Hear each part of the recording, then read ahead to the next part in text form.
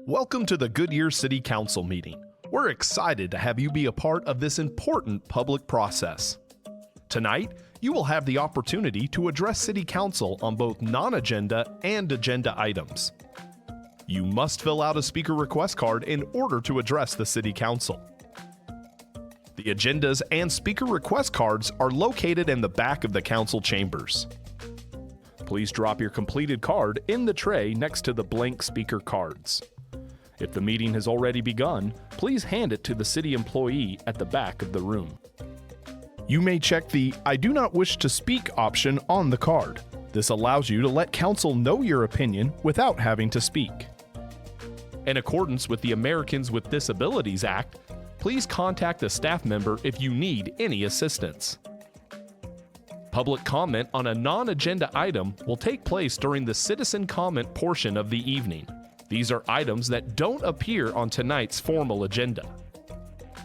The city clerk will call your name when it's time for you to speak. At that time, please approach the podium and tell us your name for the record. You'll have a maximum of 3 minutes.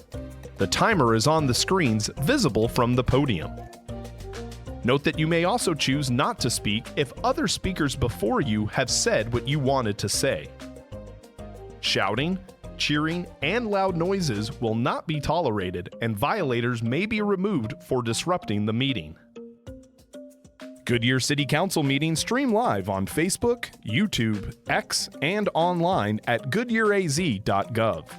Follow the city's social media pages so you don't miss out on all that's happening in Goodyear. Thank you for coming to this meeting and being an active part of your city. And remember, it's a great time to be in Goodyear.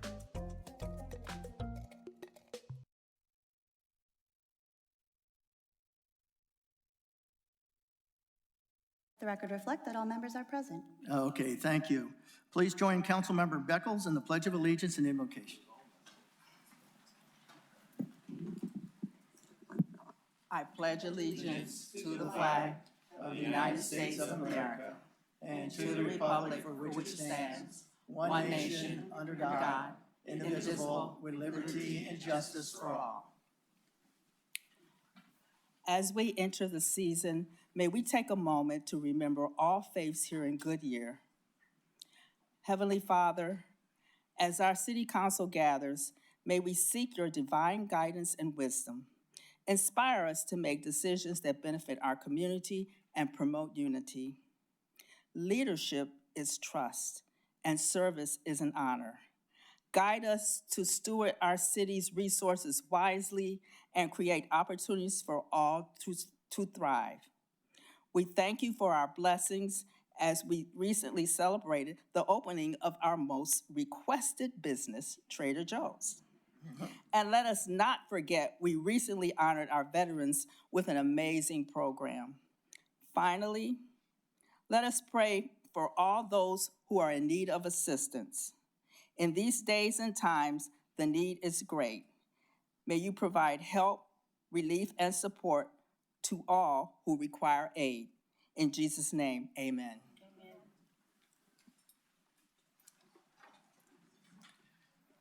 Thank you, Councilmember. I have one communication item tonight. Proclamation recognizing November as American Diabetes Month. Will Edith Haro and volunteers please join me in the well?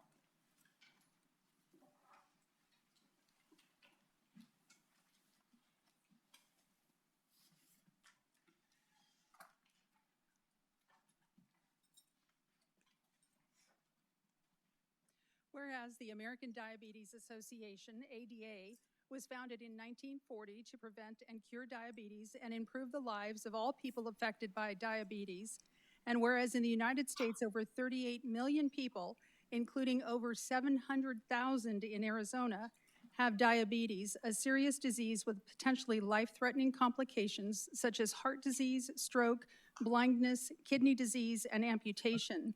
And whereas an additional 1.2 million Americans are diagnosed with diabetes every day, and recent estimates project that as many as 1 in 3 children born today will have diabetes by the time they are 50 years old if current trends continue.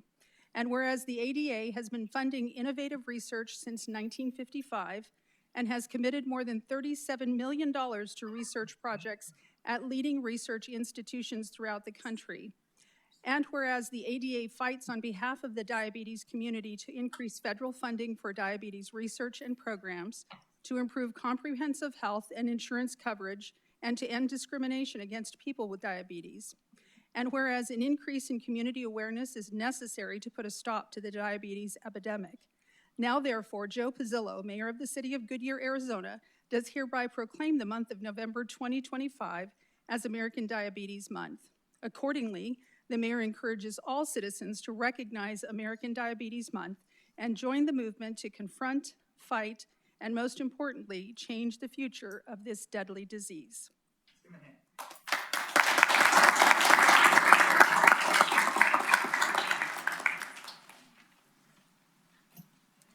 Well, a big thank you to Mayor Pizzillo and the entire city of Goodyear. And on behalf of the American Diabetes Association, we cannot advance our mission without your support. You heard some of the staggering statistics, and one that was not mentioned was that every 26 seconds, someone is diagnosed with diabetes. So when you think about your 24-hour day, that's over 3,300 loved ones who are receiving that diagnosis. So we can come together in this fight and encourage you all to take what you hear today and pass it on with those within your circle to share that education, raise that awareness, and join us in February for our Tour de Cure.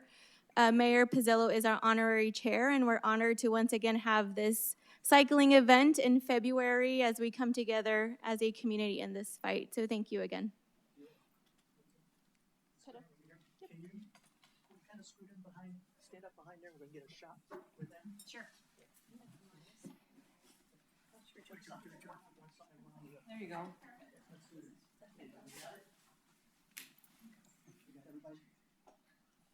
Big smile.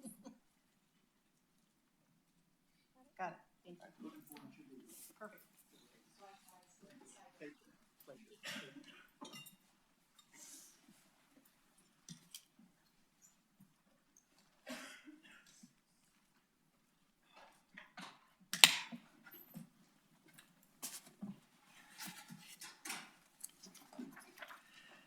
Now is the time for the public who wish to address the city council on any non-agenda items within the jurisdiction of Goodyear City Council. We have any speaker cards?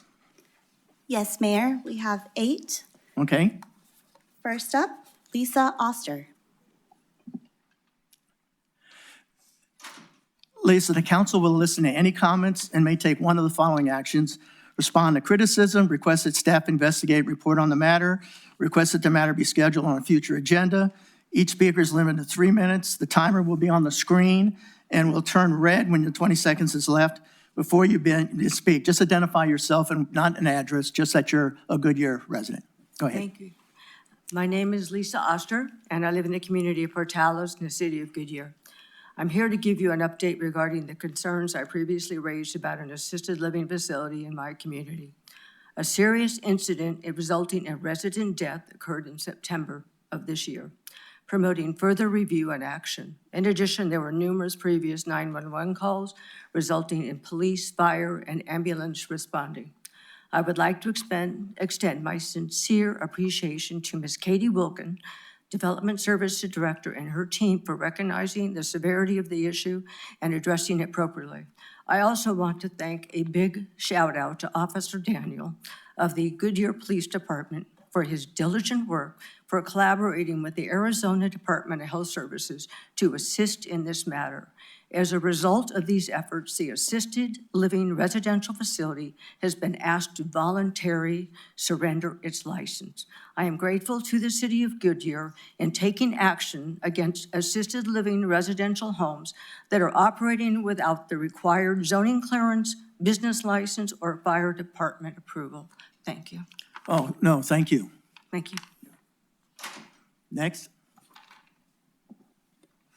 Myra Curtis. Good evening. I'm Myra Curtis, representing Roman's Oasis, a business in the city of Goodyear. I have good news for you tonight for Goodyear.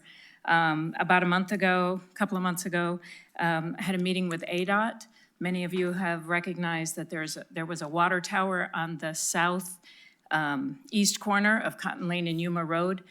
As the 39-year-old business owner for our family of Romans Oasis, we have wanted to get that water tower to bring it over to ensure the history is, there's continuity of history for the city and within our boundaries. We had quite the time communicating with ADOT, who had taken over the property at the time. We had meetings with ADOT, the landowner, and nothing seemed to work. And so I'm here to tell you that Mr. Robert Ito, who works in economic development, did a bang-up job of making sure that I had all the connections I needed to ensure that I got through the entire process with all of the knowledge and the connectivity that I needed. His relationship building was invaluable. And because of that, we were able to acquire the water tower.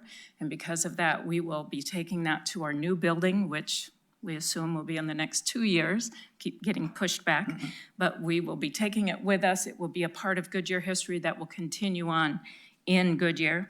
And it would have just been demolished. My dad recycled things, repurposed things, and this is in that vein. We were very fortunate, if you've seen the video on your social media that your digital communications did about the story, to help the public understand what happened to the tower, because people were coming in and asking about it. So thank you so much for digital communications coming in and doing that superb story. But I really want to thank Robert Ito and the work that he did. Your whole entire economic development department, whom I've been working with for the past several years, has been superb. But I would invite you to seek out Robert and shake his hand and tell him that he did good work in Goodyear. Thank you, Myra. It's always nice to hear that our staff and I do, we truly believe we got some of the best in the valley. So, and thank you, and we'll make sure that Robert gets recognized. Thank you. Next. Jill Burnham.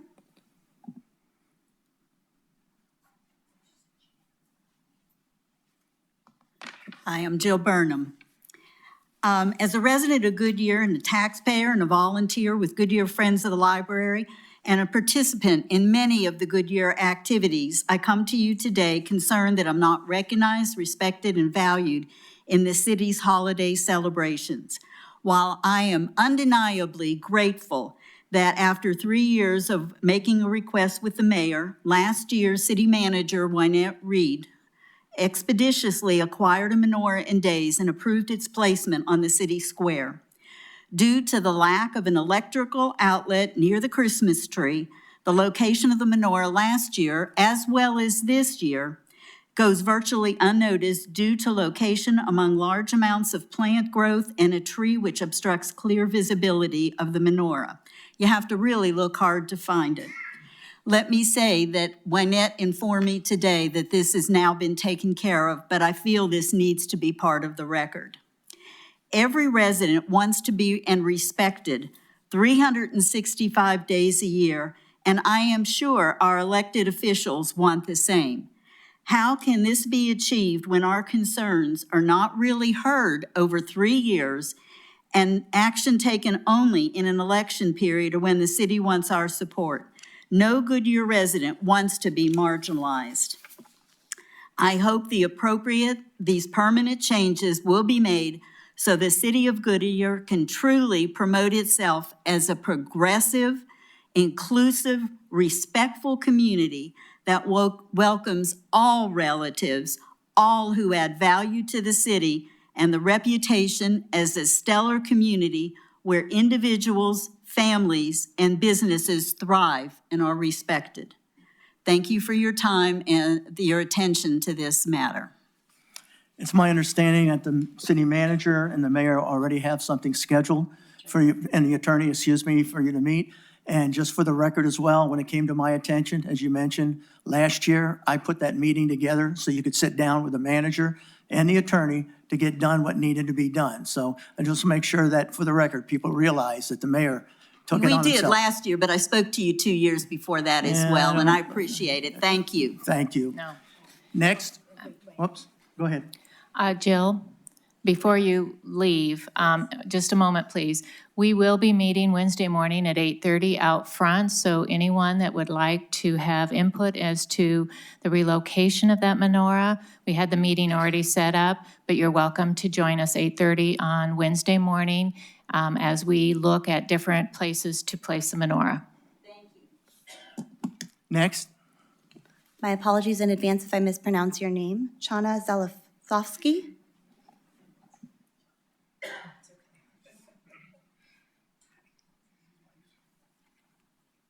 Hi, good evening. Thank you for the opportunity to speak. My name is Chana Zaklakovsky. My husband is Rabbi Beryl, who is not able to be here tonight. We run the only Jewish synagogue and Jewish community center in the city of Goodyear for the past 15 years. I'm a resident of this city, a parent, and someone who cares deeply about creating a warm, inclusive, and uplifting environment for all who live here. I am here today not only as a representative of the Jewish community, but as someone who believes strongly in the power of light, especially during challenging times. As we approach the holiday season, we are reminded that this time of year is meant to bring light, unity, and hope into our community. And today, more than ever, the world is in need of great need of light, not only physical light, but the kind that lifts spirits, strengthens community bonds, and reminds us of our shared humanity. That is why I want to speak about the importance, even though it was brought up before, of placing the menorah on city property in a location where it can be seen by all. The menorah is a universal symbol of light. It commemorates the victory of light over darkness, resilience over despair, and hope over fear.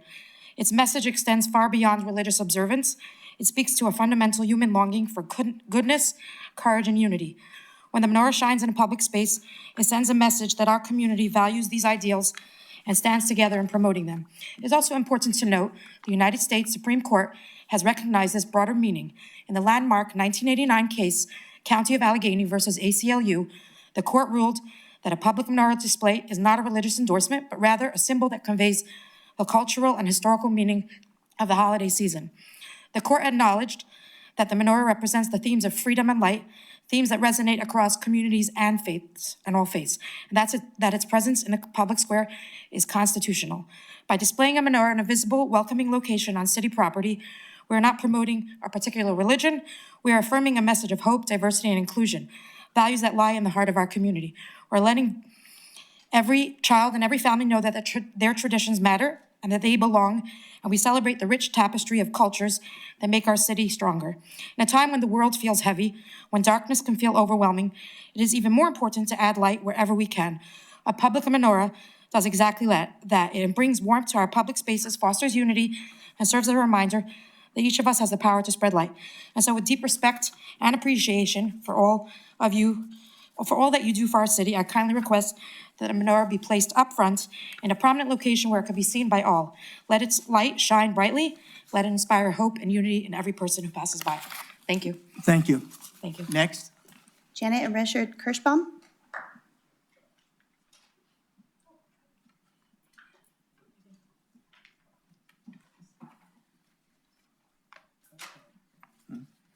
These might be a little bit repetitious,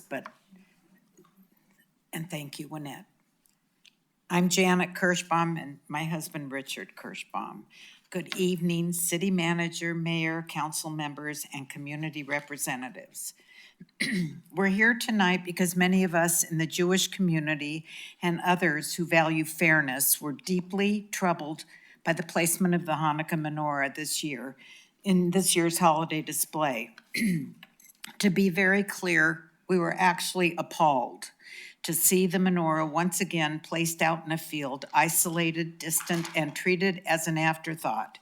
This placement stands in stark contrast to what was discussed in our meeting with the city manager and city attorney. The menorah belongs in a prominent and respectful location, side by side with the Christmas tree. This is not simply a matter of aesthetics. It's a matter of dignity, inclusion, and equal representation of our city.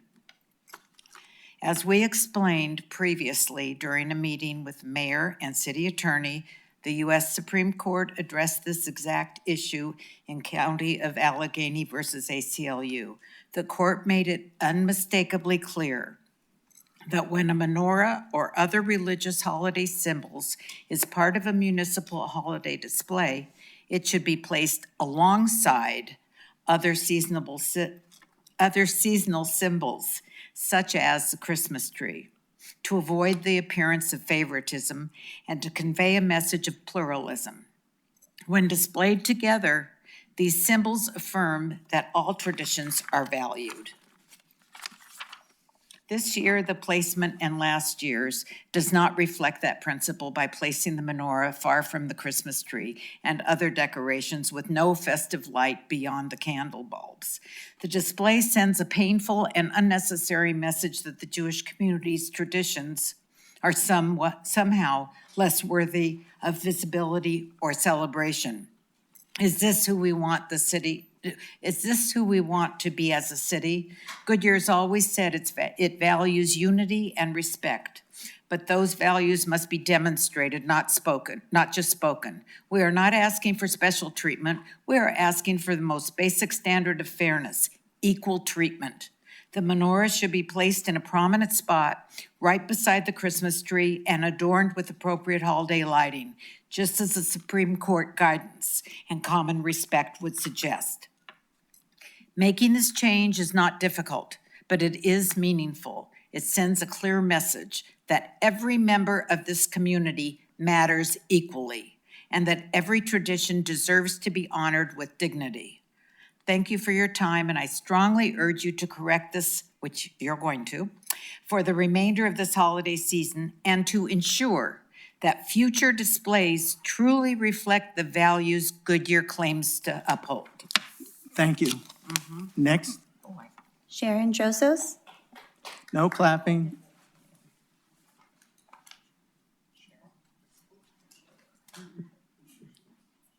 Good evening, Mayor and council people.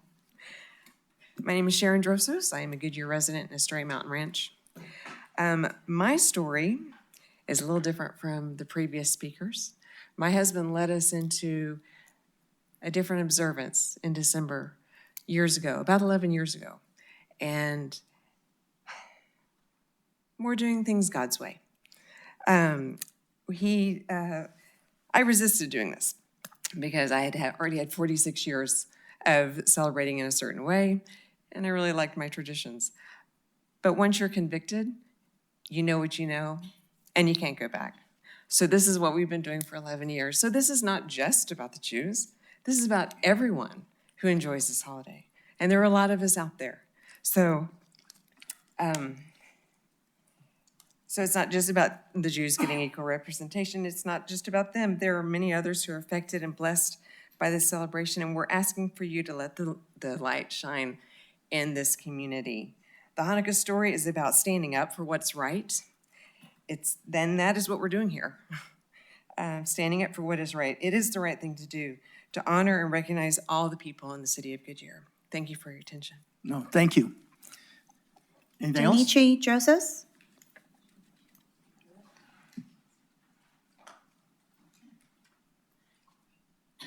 Hello, my name is Dimitri Drosos. Sorry, I don't have much to go off of here. I just want to say, as a Goodyear resident of 21 years and previous Christian, kind of like Messianic now, I do want to say that having switched over from being celebrating Christmas to Hanukkah has been a huge blessing for me and my family. And I do want to also say that it is rather unfortunate, the position of the menorah, as we personally, the first time I've ever seen it was actually by accident. We were just around the park area and then we just stumbled upon it. We didn't see it at all at any point before that point. And I just wanted to say that I believe it is very important that we focus on inclusion of, is like others have said, the inclusion of productive members of our community, and that it is extremely important that they have representation, the representation that they deserve. And again, I just want to say we have been very blessed as a family after doing change. I'm sorry. I've been very blessed following in God's path and what he's asked of us to do. And I just wanted to give my own testimony. Thank you. No, thank you. We have one more, Malky Drosos.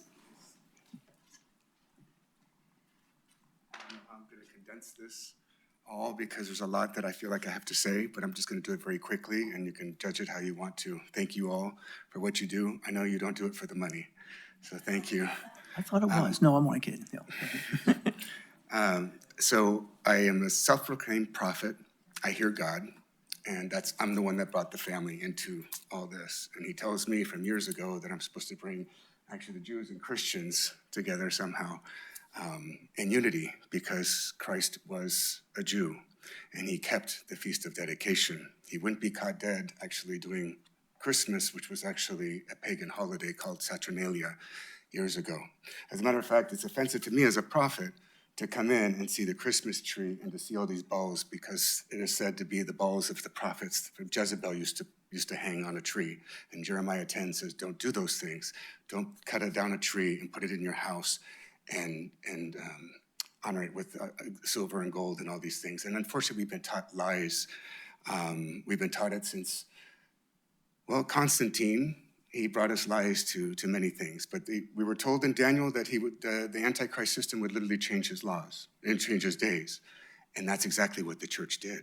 Unfortunately, I am one of them. I'm Greek Orthodox. I was raised Greek Orthodox. He was there's every other church is called Constantine and Helen.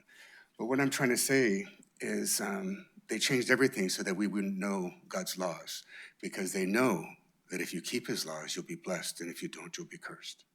And the whole fear is that the whole world knows this thing, because then people might be overcome. Unfortunately, their fears came upon them now, but now the time for the truth is here. And that's what I'm here to do, is to share it with all of you. It's very right where you put the menorah, I'm here to tell you, because he's hidden, okay? And he's hidden in darkness. And those that found the menorah were supposed to. Those that didn't followed the pagan ways and the pagan things. And I'm here to tell you now that he's changing things. Unfortunately, he's going to be cursing things like the trees that you have outside. And if somebody looks up and Googles, please, what Old Nick means. Because if you look it up in the dictionary, it'll tell you it's Satan. So you have a box, a letter to Satan outside this room. It's very offensive to God. And that's how he started it with me. He wanted me to get rid of the pagan things in my house. And I said, what pagan things? I don't have anything pagan. He says, he showed me Santa Claus and the kids. I'm like, you're offended by an old man in a suit? And before I was even done with the thought, I realized he was jealous. Our God was jealous. So he's a jealous God, and I'm here to tell you, he's cursing the buildings that put up the trees now and all these things. I'm just letting you know, as a prophet, I have to say so, okay? Because the truth is that Hanukkah is about one family that stood up against evil. He told me I was that family once ago. And I'm like, you want me to go speak? I hate this. I hate speaking in front of public. But he told me I had to go do this. So I'm just letting you know, the blessing and the curse is here now, because the time of the age of grace is now coming to an end, and God's kingdom is coming, and it's coming through his laws and his light, which supersedes all the laws here. Does that make sense? Yes. Because everything is a blessing or a curse. Okay. Bless you, and thank you for what you do. Thank you for your giving back to the community, because that's everything. That's what love does. Thank you. I'm giving my portion. As a disabled man, 22 years in Goodyear, I'm giving you my portion. Thank you. Can you repeat the meeting again for everybody, Manager?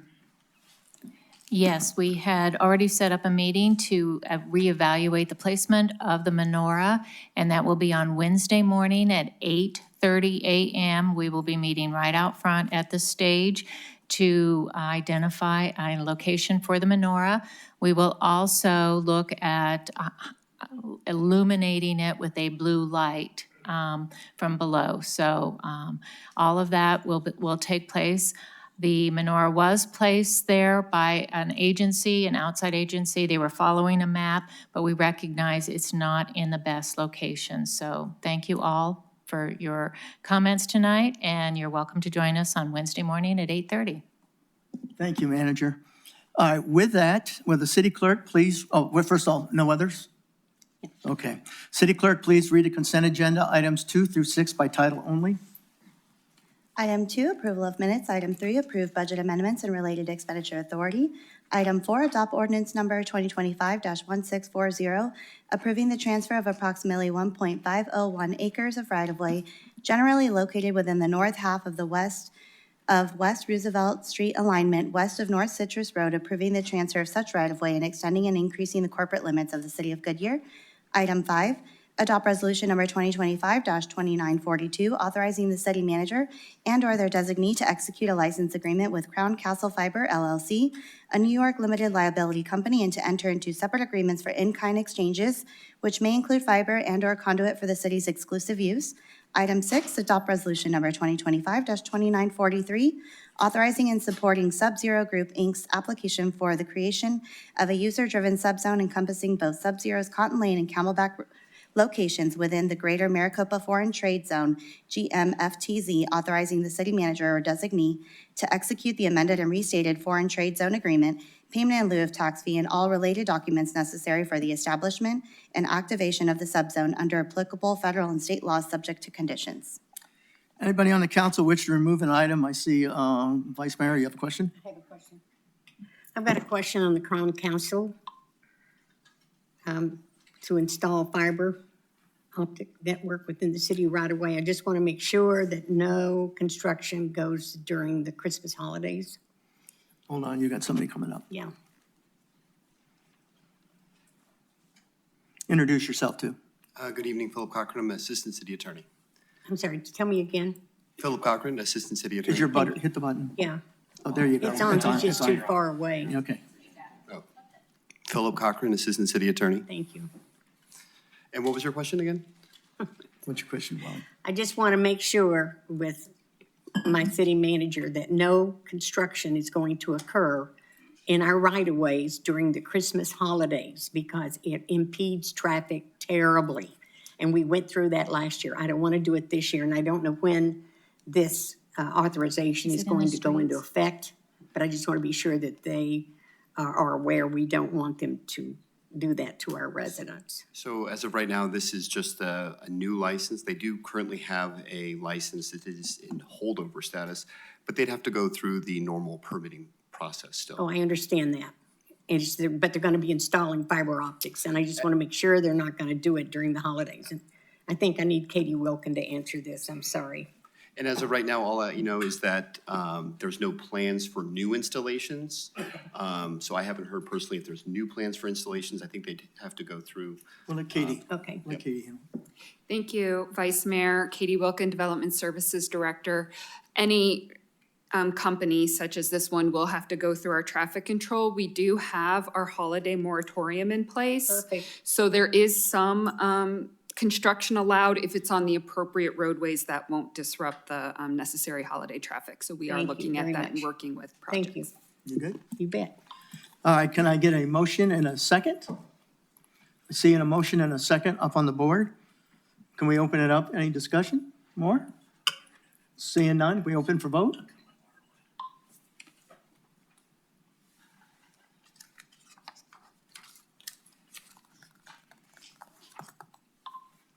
Passes 7-0. Thank you.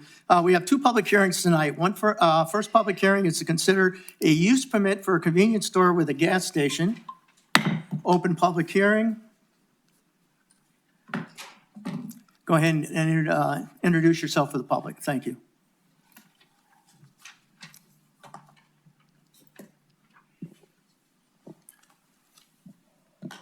Good evening, Mayor, council members.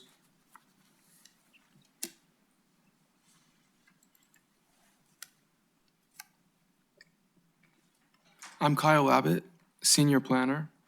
This is a use permit request for a new Walmart convenience store and gas station in Goodyear.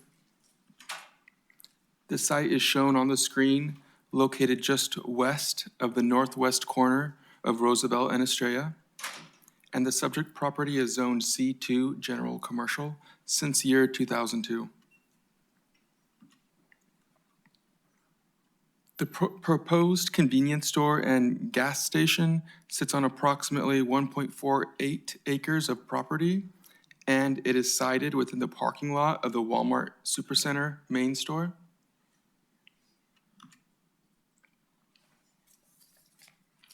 What we're seeing on the screen now is the proposed site plan, which includes starting at the top of the site plan, relocating parking end islands, and maintaining pedestrian paths from the main store, through the parking lot, to the convenience store and adjacent properties.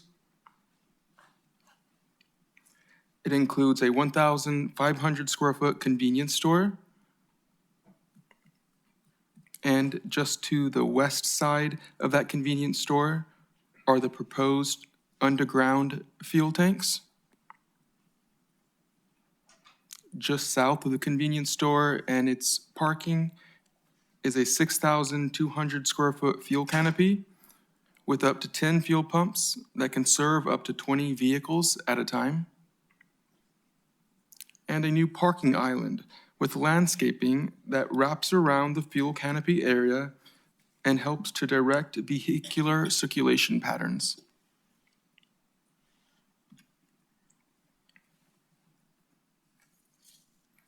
The Walmart Supercenter property, in its existing condition, provides 947 parking spaces.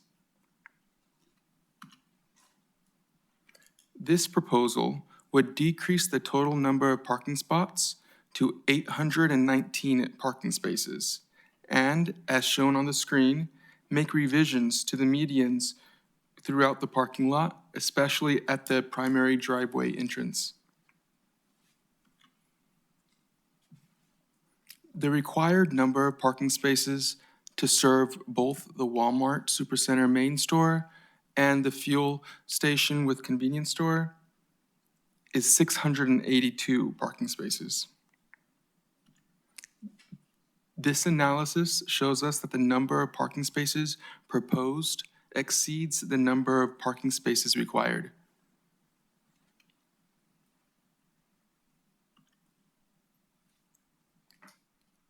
A traffic study was submitted and reviewed with the use permit. During our analysis, it was determined that a traffic signal is warranted at the primary driveway entrance on Roosevelt, and that the spacing between the proposed traffic signal and the existing traffic signal at Estrella is sufficient as to be able to operate in an efficient manner. The applicant will also be modifying the entry driveway medians. The purpose is to mitigate vehicle stacking at the new signal and keep internal driveways from being blocked within the center. That's the reason why we have this overall site plan that expands beyond just the convenience store and fuel station site alone, thinking about parking circulation. The proposed building elevations include colors and materials consistent with the colors and materials of the Walmart main store. The height from ground to the highest point of the proposed building is approximately 20 feet, which is well below the maximum height allowed in C2 zoning districts. The fuel canopy elevations include roofline undulation and masonry columns consistent with the City of Goodyear design guidelines. On November 11, the Planning and Zoning Commission heard this use permit request. One resident provided a comment card in support of the project but did not wish to speak. At the conclusion of the public hearing, the Planning and Zoning Commission voted 6-0 to recommend approval, subject to the conditions of approval which are included as Attachment A. Staff evaluated the proposed development with use permit and convenience use criteria from the zoning ordinance. The use is similar to other uses approved within the area, including the 7-Eleven located at the northeast corner of Roosevelt and Estrella. The applicant proposes operations daily from 5 a.m. to 10 p.m., which is similar to the Walmart Superstore's 6 a.m. to 11 p.m. operating hours, as well as similar to nearby 24-hour operations, including Filiberto's at Parkway Village and Whataburger and 7-Eleven located on the east side of Estrella Parkway. The nearest residence is located to the west of the Walmart property and separated from the proposed fuel station by a distance of 620 feet. An alternative notification process was used for this use permit. While a formal citizen review meeting was not held, notice providing information on the use permit was mailed to 70 owners of property within 500 feet of the subject property. A sign was posted to the property, which is visible from Roosevelt. And a legal ad ran in the Arizona Business Gazette Republic Edition. There were no objections to the use permit received.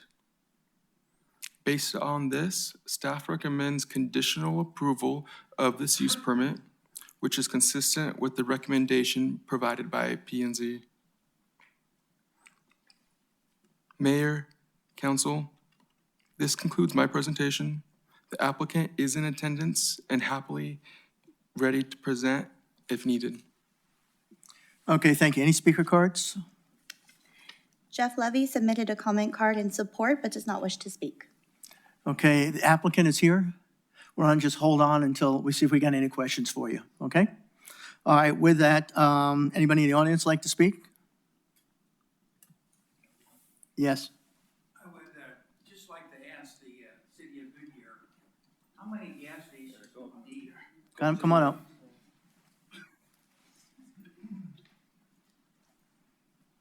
My name is Eric Oster, and I'm a resident of Goodyear.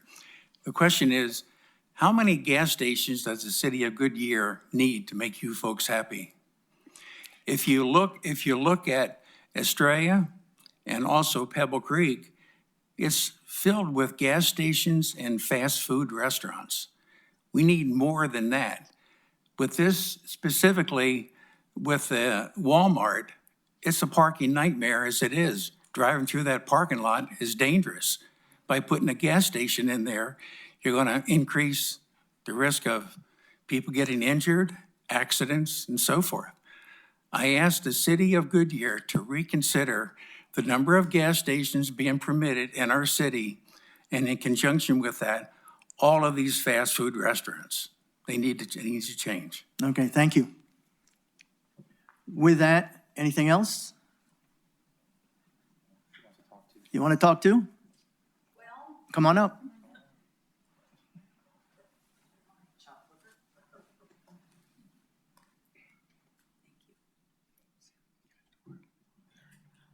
Oh, it doesn't matter, thank you. Yes. Okay, all I want to say is that if they fix the parking lot, that would be wonderful. Because every time we go there, I say to my husband, I think a blind man designed this parking lot. He did. And, oh, okay. That's it. That's all I wanted to say. Okay, thank you. Anybody else? All right, with that, I'm going to go ahead and close the public hearing. With the council still enter a motion and a second to approve the use permit for a convenience use store with a gas station on the approximate 1.488 acres property zoning C2, general commercial located west of northwest corner of West Roosevelt Street and North Estrella Parkway, open for council discussion.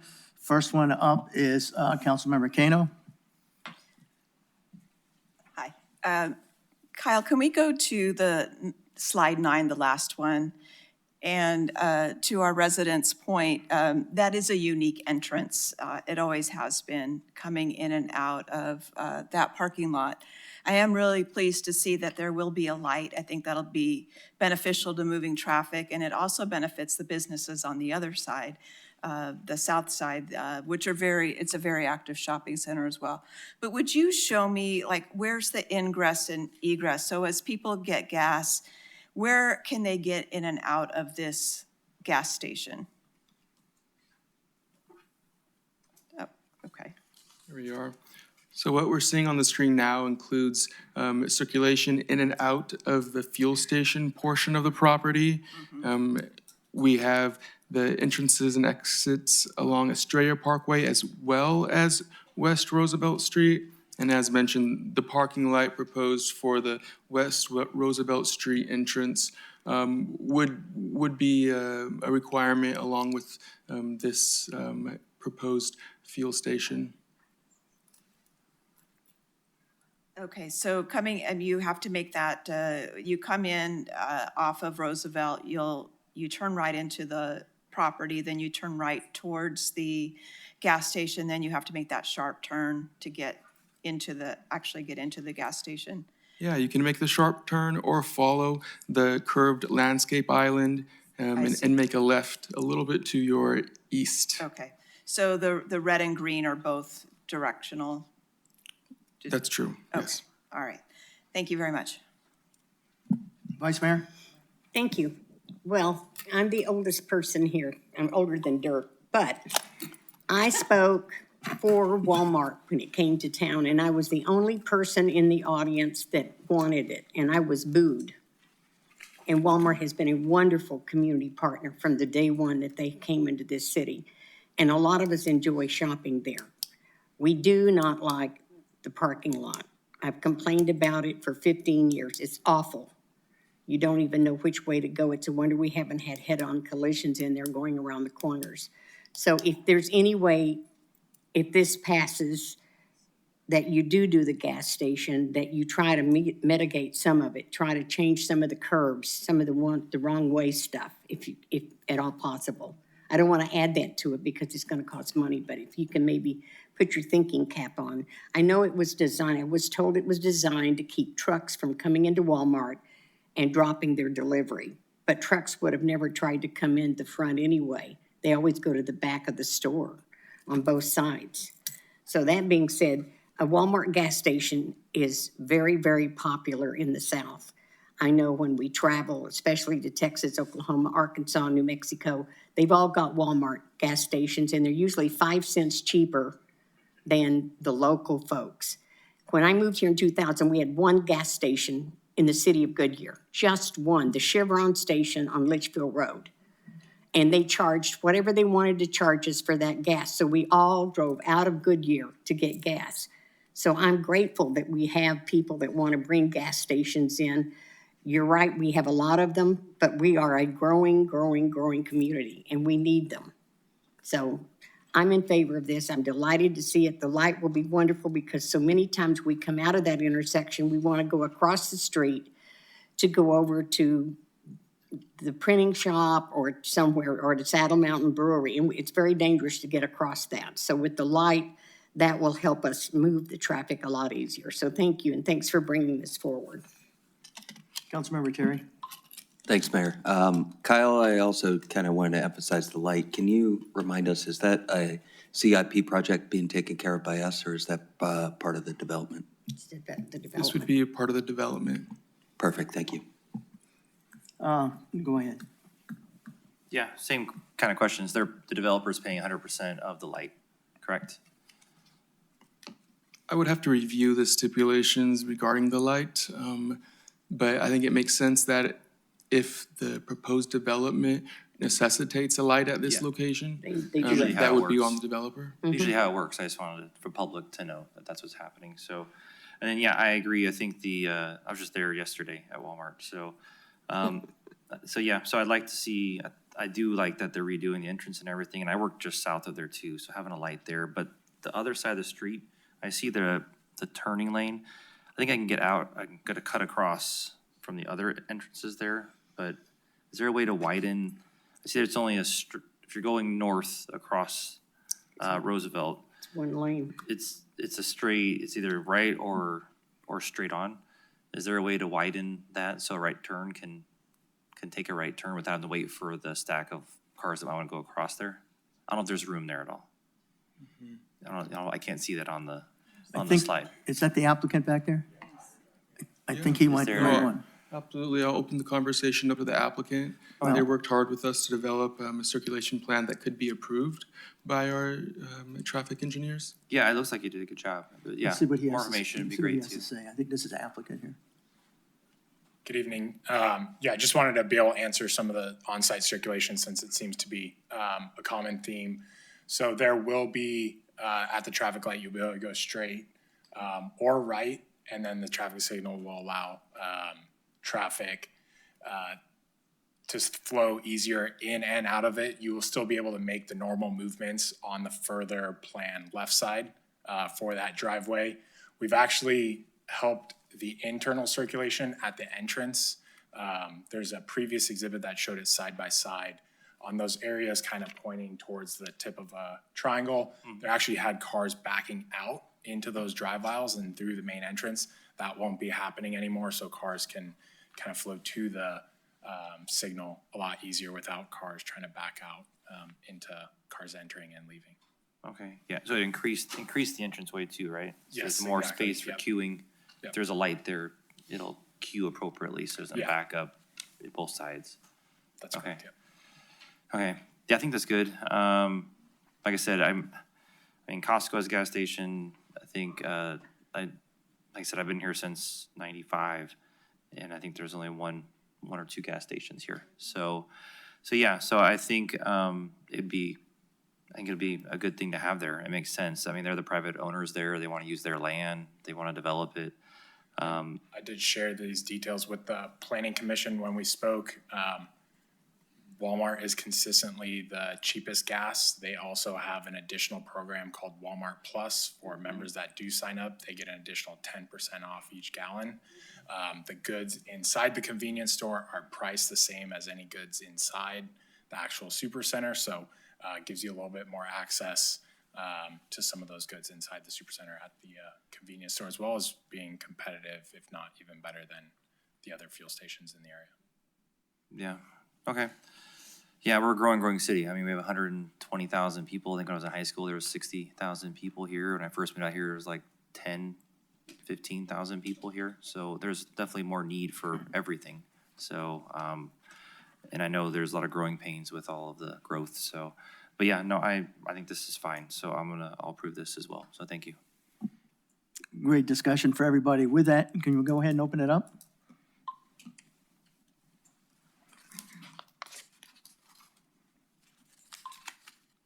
Passes 7-0. Thank you. The last public hearing is to approve and establish a special public improvement project area and authorize cost recovery for CIP project number 42038, Camelback Road widening. Let's go ahead and open the public hearing. Dana, please introduce yourself to the public. Good evening, Mayor and Council. Steve Cinto, City Engineer, and with me tonight I have Alan Smoko, one of our Senior Project Managers in Engineering. And we're here this evening requesting authorization for approval of a special public improvement cost recovery area, or cost recovery for short, for our Camelback Road widening project. So on the agenda tonight, we'll cover three main topics. First, I'll go over the background on where this process came from, what cost recovery is intended to do, and how it works for property owners and future property developers. And then I'll give a little preview of some other properties that we may be bringing to you for cost recovery in the future. And then Alan will go through a recap of the project scope for Camelback Road and go over the specifics of this particular cost recovery that we're requesting this evening. So as I mentioned, I want to give you a little background and context about the cost recovery process, so bear with me for a few minutes. Historically, development is paid for development in the city of Goodyear, and roadway construction has happened at the time of development. So as each property develops, they construct their half-street frontage per city requirements. This approach has allowed for the construction of many city streets, but it's also created several scalloped areas in the city, as you all know. And as the city population and traffic amount has increased over time, these areas, these pinch points have become more of an inconvenience, and we have started to plan to fill these in with capital projects rather than wait for development. So while the city may be fronting the funding for these projects, Chapter 24 of our city code allows us to recover the cost for these projects within a certain set of parameters that are outlined in the code. Now, it's important to note a few main concepts about the cost recovery. One, we only recover construction costs for infrastructure that the property owners would be required to construct when they develop. Two, we cap the cost recovery amounts on a maximum probable cost, so there's certainty for the property owner on the maximum amount that we assessed when they develop. So this means, of course, if the cost comes in under the maximum probable cost, that's what we recover. And then three, the city collects the cost recovery payment at the time the property owner develops, not when we complete construction. So it's whenever they either final plat or before they pull a permit, whatever comes first. And so one final note on the background, in addition to the benefit to the public to having the infrastructure in earlier and the elimination of scalloped streets, there are several potential benefits to the impacted property owner. One, their frontage is already completed. by the time they develop, which could lead to quicker development timelines, as in they have or are closer to a shovel-ready project when we're completed with our project.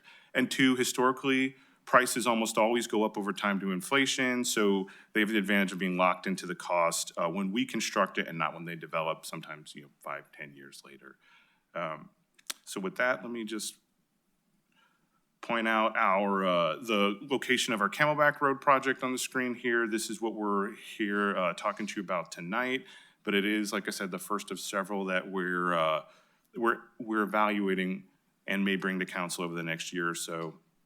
So in addition to that project, we have Indian School, Bullard, Yuma, Estrella, and Cotton that we're evaluating that you can see up on the screen. And so we may be back with several other requests over the next year or so. And with that, I'll turn the presentation over to Alan, who can walk you through the details of this specific request.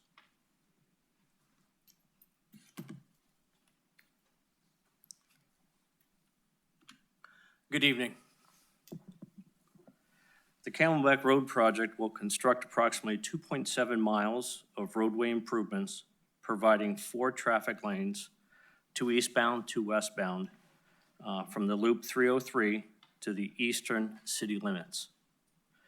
Construction will include associated intersection left and right turn lanes, traffic signals, 2 new, 3 modified, stormwater retention improvements, streetlights, raised medians, sidewalks, and landscaping, and a bike lane. The total project construction cost is roughly $30 million.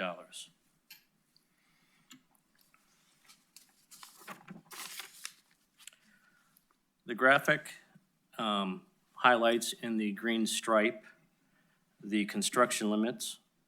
The widening efforts are only in the city of Goodyear on the south side, and the only north side construction improvement is at the Saraval intersection for safety around the curb returns. Widening on the north side of Camelback is the responsibility of the city of Glendale or the county and is dependent on developer improvements. On the south side of Camelback, the east and west ends have been improved by development, and between Alsop and Bullard Wash, the properties are not developed. These properties are shown as parcels 1 through 4, and these are the impacted properties identified in the cost recovery process. Now for the cost recovery process details. By city ordinance, the CIP project cannot be permitted nor eligible for cost recovery without the 5 steps shown. Plans must be designed per city standards and approved by the Development Services Department. This project has done this, and the plans are currently at 95% stage. There must be notification to the impacted properties and a public hearing held. Notices have been issued, and this is the public hearing. Council is presented with the opinion of maximum probable cost per parcel, and the council would need to approve a resolution for special public improvement area. And this is covered under the next slides.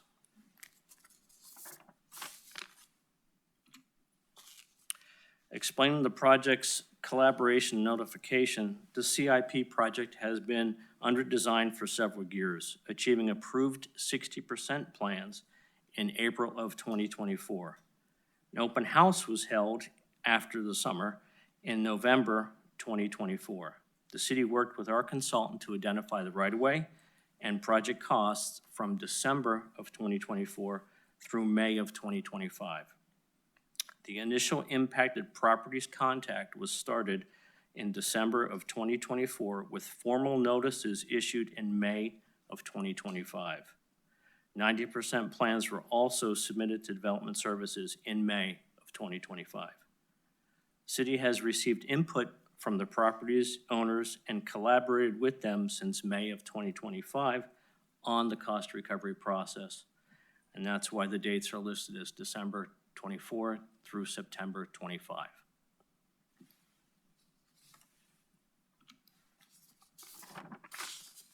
And finally, the cost allocation. By ordinance, the cost recovery process states that the identified parcel owners be notified and that each parcel have an associated opinion of maximum probable cost.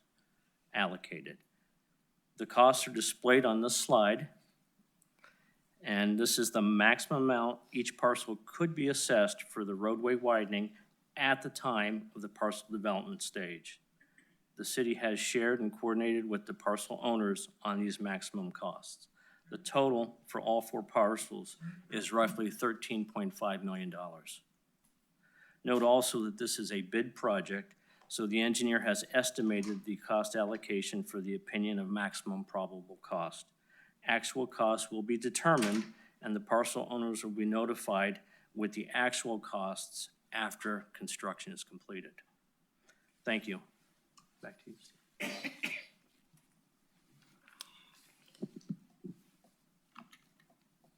All right, thank you, Alan. To wrap up, staff is requesting council approval of a resolution establishing a special public improvement project area and authorizing cost recovery for our CIP project number 42038 Camelback Road widening. That concludes our presentation, and we're available to answer any questions. Any speaker cards? No, Mayor. Anyone in the audience? Seeing none, we'll go ahead and close the, oops. Go ahead. Hello. I just want to say that there has been consistent evidence that adding multiple lanes additionally to existing roadways does not actually increase the efficiency of road traffic as much as the cost would assume it would. And actually replacing stoplights with roundabouts is actually a safer and more effective method at actually increasing traffic flow. And as Vice Mayor Melly Campbell has mentioned, we are a expanding community, and we should be using this time right now to be exploring different paths instead of just in terms of how people can move from work to home to different third space locations. Instead of just adding more lanes, we should be prioritizing improving public transportation, allowing people to improve their class mobility, especially for people who are lower income, allowing them to save up more money to get to move up the income ladder without having to worry about car payments or insurance. Also reduces crash risks and improves traffic flow by having less people required to drive a car every day to work. So I just wanted to speak my part on this. That's a public issue, not a private issue. I just wanted to make my point known. Thank you. Thank you. All right, with that, anything else? Okay, I'm going to go ahead and close the public hearing. City Clerk, please read resolution number 2025-2494 by title only. Adopt resolution number 2025-2494, approving and establishing a special public improvement project area that includes properties receiving special benefits from improvements widening Camelback Road, and authorizing the city to recover an allocated share of the cost of the special public improvements from the owners of the benefited properties. Thank you. Council, enter a motion and a second to adopt resolution 2025-2494. I see a motion and a second. And before I turn it over for that, you know what? For many, many years, we've had the policy in which we had to wait till the development occurred before they did their half-street improvements. The problem is you got 2, 3, 2, 3, 2, 3. And as we're growing, at least from my perspective, what that does is it creates more headaches. And I'm glad that we're doing that as long as the funds hold up. That we're able to do those improvements because we're growing and we got to keep this thing moving. So with that, I'm going to turn it over first to Councilmember Kano. Hi, thank you. I know that this project on Camelback has been a long time in the making. There's been a number of stakeholders, and it's the last of our east-west thoroughfares really to go through such development. And I'm really glad, too, that you've worked it out with the stakeholders so you can go ahead and finish. Would you remind me, from the border of Litchfield to 303, then what are we looking at in terms of total lanes each way?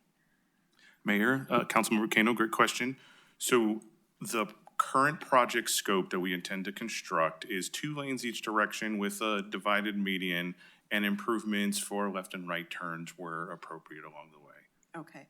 And then once you go beyond 303, and I know this is outside of the scope of this particular project, but just the continuity of Camelback. So from 303 down to Perryville, what is the long-term projection for that?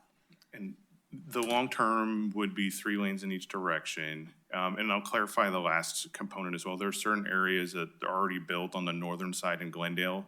So the transitions, in the long run in that area, it'll be 3 lanes as well. But as Alan mentioned, some of that's dependent on outside of the city I understand. developing. Yeah, it's not as simple as we would like it to be, because that is our northern border.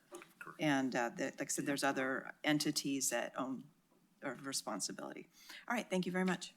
Vice Mayor? Okay, my question is really simple. Are we talking about the south side of Camelback, not the north side? Because the north side is Glendale. Am I correct? Mayor, Vice Mayor, absolutely, yes, it's the south Okay, side. so it's just our portion. Just our portion. And so what we are doing is moving all of our West Goodyear folks who work at Luke that come right down Camelback and then turn left on Litchfield Road to go to the base.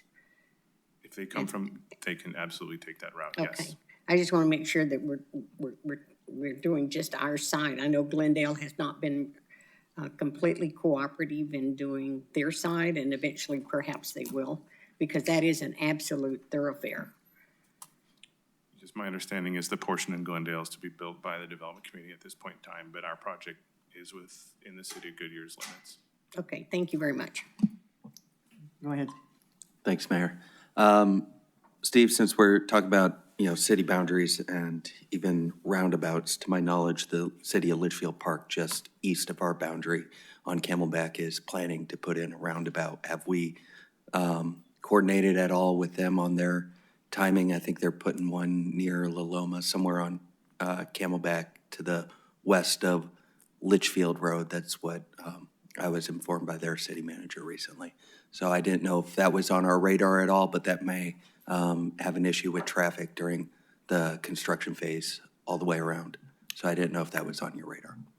Mayor, Councilmember Terry, I don't have the details of that today. I do know anytime one of our bordering agencies does endeavor to create a project that'll impact the city, they do coordinate with us. Litchfield Park recently did years back when they put the roundabout in on Litchfield. And so we did look at the signal timing and adjacent, I guess, the connections to their project to make sure everything would work out. And we Okay, will do that. I didn't know if it would fit in with timing of, maybe everybody does it all at once, or is it staggered? I'll leave it to you guys, the experts on the traffic flow, making sure that that hinders our population to the least that we can. And we'll be sure to coordinate with them. Councilmember Hampton?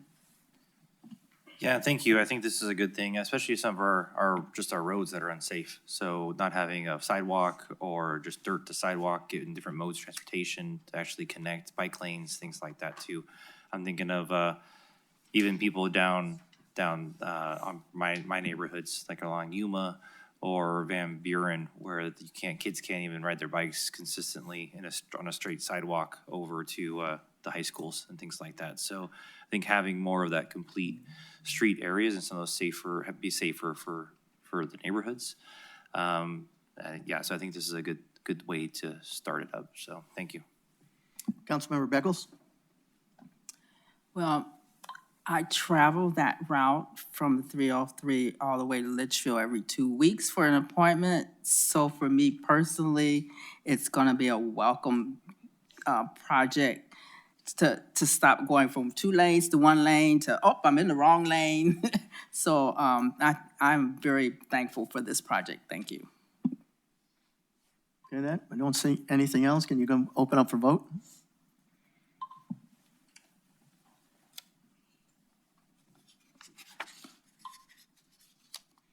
Passes 7-0. Thank you. We have 3 items on business. Would like to remind council to wait for a motion and a second before discussion. First item is to adopt the city's fiscal year 2026-2029 strategic plan. Hello, Jenna. Please just go ahead and introduce yourself to the public, please.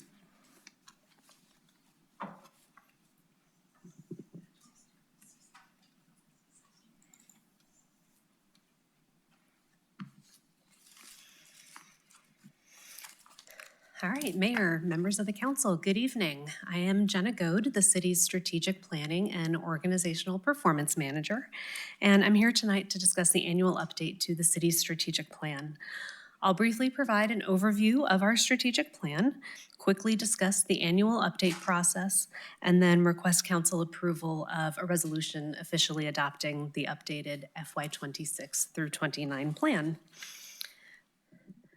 Very briefly, as council knows, strategic planning is incredibly important because it provides direction on council's priorities and helps us as staff to be more proactive in focusing on the activities that are going to help us to achieve your vision for the city. The city's strategic plan includes our focus areas, guiding principles, and goals that are established by the city council. The current plan was first adopted in November of 2023, was most recently updated last November, and includes the 5 focus areas that you can see here on the screen. The strategic plan and the action items themselves, more specifically, are used to inform the development of the city manager's recommended budget, as well as to prioritize staff's time and to evaluate potential new projects or opportunities. The council receives quarterly updates on the status of our action items, and as I mentioned, the plan is reviewed annually at the council retreat in the fall. Now, before I discuss the annual update process in more detail, I do want to pause for just one more moment to celebrate. I know I mentioned this at the council retreat, but I believe that good news deserves to be repeated. So I am very proud to share that in FY25, the very first year of our new plan, we did complete all 24 of the action items that were due last year. And so I just want to acknowledge both council and staff's accomplishments in completing all of these projects that are driving towards the future of our city and our organization. And furthermore, we are also on track to complete all of our FY26 action items by the end of this fiscal year as well. Now, to talk specifically about the annual update process, in preparation for the update, both the staff leadership team as well as the city council participated in a survey to develop initial ideas for new action items or to propose changes to existing action items. Those draft concepts were reviewed by the leadership team and refined by the leadership team, and then ultimately discussed in depth with the city council at your retreat on October 21st. So this resulted in the addition of 28 new action items spread over the course of the plan, and a couple of adjustments to a handful of existing items, and all of that is detailed in the draft of the plan that is attached to this evening's agenda. I do just want to point out that based on the feedback and the discussion at the council retreat, we did make a couple of adjustments to some of the action items, and I'm going to walk through each of those now. We did clarify that the investment policy item refers specifically to the city investment policy that is adopted by the city council. We also clarified that the item related to the Goodyear Airport does now include that possible ownership would be one option that should be included in the evaluation. The outdoor events item was updated to include an evaluation of the public safety needs that might be required for hosting such events. And then perhaps the biggest update, the item related to optimizing water resources was clarified to focus on transitioning the Parks and Recreations Department's water usage to non-potable sources where possible. So this will be one component of the comprehensive water strategy item, which is an FY26 action item for this year.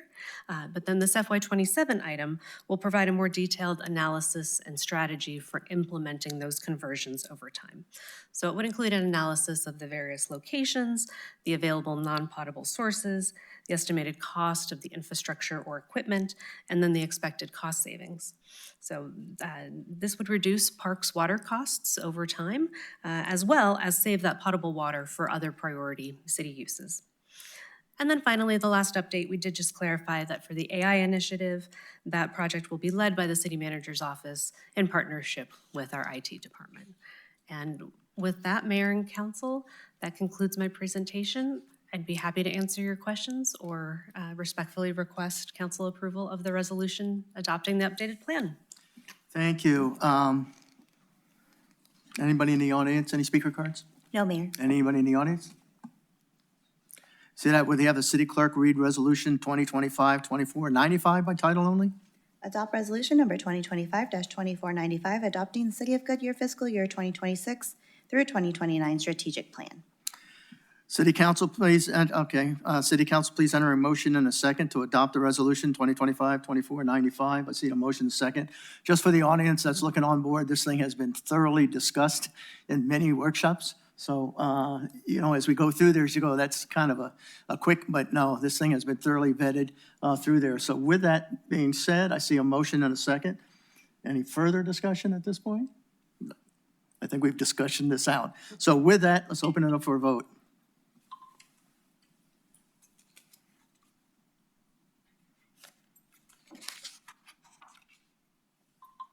7-0. Thank you for all your efforts on that. Our next item for review is discussion proposed utility rate increase. Can you go ahead and introduce yourselves for the public? Thank you, Mayor and Council. I'm Keeney Knudsen. I'm Deputy City Manager here with Goodyear. Going to do a little bit of an introduction before I bring Ryan up here. Before we get into the details of the presentations, I wanted to provide a little bit of context and background of what you'll be hearing tonight. Just a reminder, this is not for action tonight, it's just for discussion. But shortly before, Ryan's going to come up, our Budget and Research Finance Manager is going to take you through the presentation on a utility rate increase plan. We also have some special guests from our Citizens Committee that are here tonight, and we also have department staff who are here to answer any questions you might have. We understand that discussing increasing rates is not a fun conversation to have, but Goodyear is not alone in working through this. If you look around the valley, you have cities who are contemplating going through this, or in the process of going through this, or in the process of implementing the impacts of a rate increase. So the rates we're talking about today are on our city services bills. They're the kind of rates to be able to pay for the existing goods and programs and services for our residents in water, wastewater, and solid waste. These are not the same as our developer type rates that are impact fees and our developer fees that are meant to pay for new infrastructure, meaning that growth pays for growth. So this is different from those. So why do we need these to have a discussion about rate increases? I think first thing is that we're maturing as a city. And as we mature as a city, our systems, our infrastructure, our equipment need to be updated and replaced in some cases, and that's additional costs. We also have seen inflation and cost increases over the past several years. I will note that we did not come back for any specific rate increases related to those trends over the last few years. Many other cities did do specific rate increases to take care of that. And as we grow as a city, we also see the need to be able to adopt some new programs and services that our residents are looking for, and some of those are included in the rates that we're looking at tonight. And also we end up having new emerging regulatory issues or compliance issues or requirements that we need to come into compliance with. And I know we've also heard as well, when we're talking about rates, particularly water and wastewater ones, the question becomes, why are they so high? Quick thing we can do to respond to that is to look at what other cities are doing and what the rates of other cities.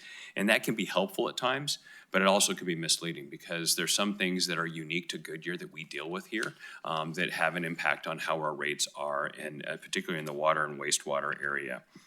And so in the water wastewater area, where we're located in the valley, for example, our surface water and our groundwater require additional treatment that many other cities don't have to go through. So that adds cost to our rates. And then furthermore, when we're talking about the water area, some other cities in the valley are able to take advantage of Salt River Project water. We aren't able to do that. Unless we get back, as Ryan has said before, if we get into the DeLorean and go back in time and sign on to the Salt River Project Compact.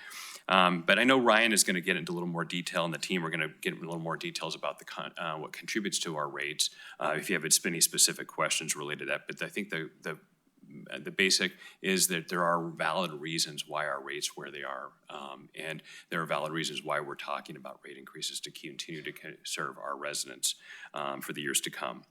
So I'm going to shift a little bit to talk about the rate process we're going through as well. It is a lengthy process. When it's all said and done, this will be about a 10-month process we'll be going through. I think the way we do it here in Goodyear is fantastic. We have a citizen committee to be able to work with city staff to be able to ultimately bring a recommendation to council for consideration. We have multiple opportunities like this to be able to talk to council about what we're planning on bringing to you. And you've provided important feedback. Just last month at the retreat, when we brought back the number of rates we were looking at, council gave us guidance to not move forward with a stormwater fee that we don't have in place now, but we were considering bringing in a stormwater fee, and I want to thank the council for that, and you'll see that change reflected in Ryan's presentation tonight. I also wanted to talk about just some of the public posting and public noticing requirements as well.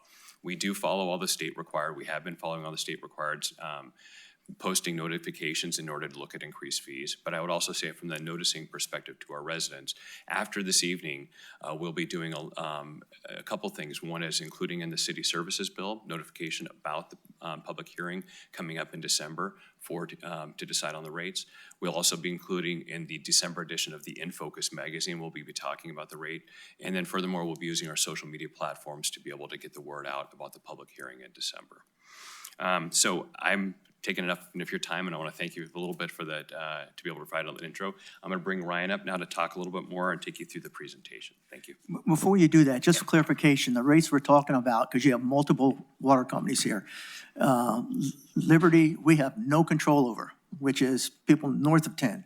So I understand they're going through something right now, which I assume is going to be significantly, I'm hearing, I don't know that for sure, that's significantly different than what you're going to be talking about. The rate you're talking about is south of 10. So just make sure everybody understands, two separate water companies that we're dealing with here. Okay. Thank you, Mayor. That's correct.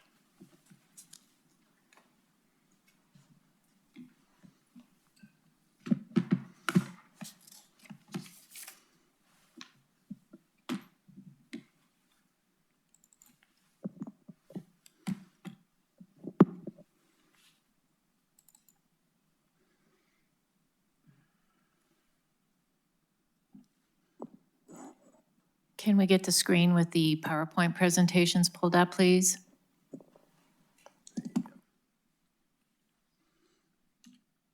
All right. Good evening, Mayor and Council. My name is Ryan Biddle. I'm the Finance Manager of Budget and Research here at the City of Goodyear.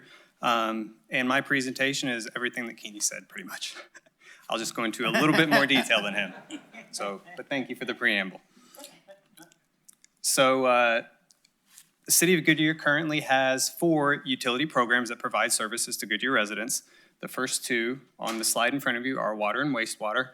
And like the mayor said, the service area is everything within the Goodyear city limits south of the 10. That purple line on your screen is basically I-10. North of I-10, it's primarily Liberty Utilities, yes. On this slide is the other 2 utility programs that the City of Goodyear provides, and that is solid waste and stormwater. And for those 2 services, the service area is the entire City of Goodyear city limits. I will note that solid waste only provides service to residential customers and not commercial users.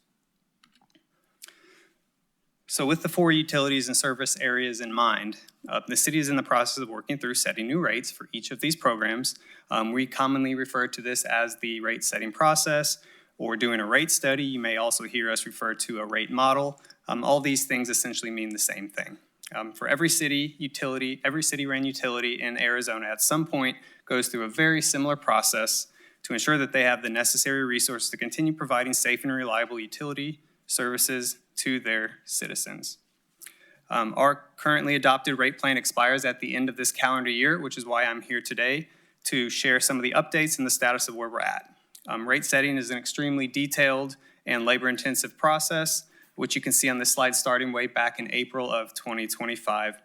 Some of the key stakeholders in the rate setting process are city and staff leadership. So the primary departments involved were the Water Services Department, who oversee our water, wastewater, and stormwater programs, Public Works for the solid waste program, as well as finance to help crunch the numbers, and city leadership for additional direction, vetting, and guidance.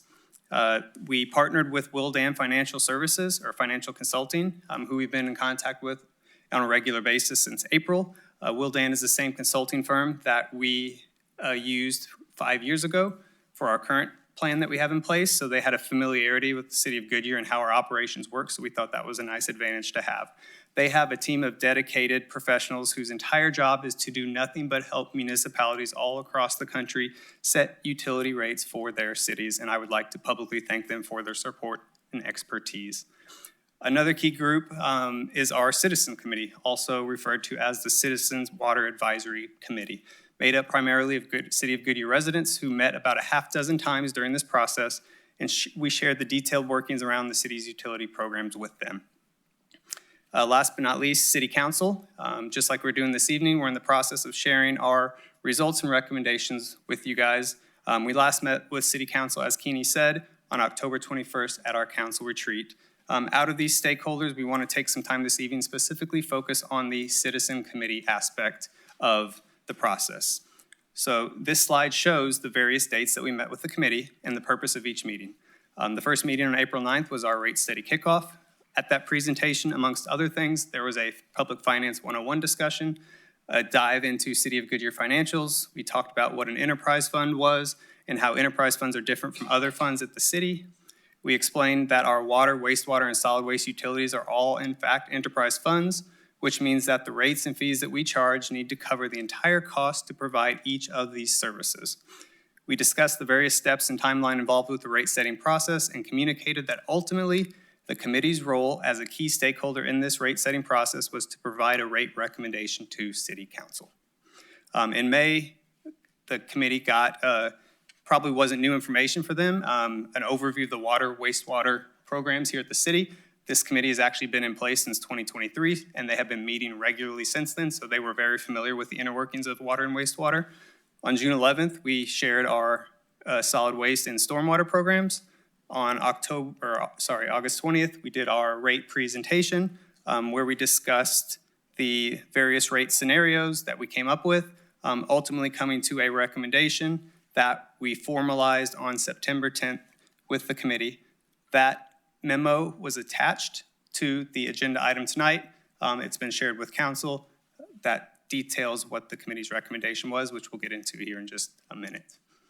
So as part of the rate setting process, if we kind of stick with the theme of the Citizen Committee, we'd like to go back and recap some of the major talking points. So starting in April, we had our finance discussion, and there were three main takeaways from that presentation. The first is that we need to ensure that we are setting rates that cover 100% of the cost for these services. That's what an enterprise fund was that I just explained. Second, driven by financial policy, we need to make sure that we maintain a 15% reserve of budgeted ongoing revenues each and every single year. And third, and most critical of all, we have to do all this while attempting to minimize the impact of the costs on our ratepayers. For those who might be interested, the current rate recommendations to council are supported by about a 100-page document, which the consultant put together. It's backed by about a 10-year rate model behind that, and it includes anything and everything you might want to know about how the programs here at the City of Goodyear are ran. So continuing in chronological order, after we met in April, in May, we talked about our water program first. Our water program is the largest of our 4 city utilities, and the key aspects of running our current system are listed on the slides in front of you. The first major component of our program is our CAP water portfolio. It's also known as Central Arizona Project. That's what CAP stands for. It's Colorado River water, essentially. That's where many of the canals you see throughout the valley, what they're used for. Another major source of water in the city includes using wells to pump and treat water from the ground.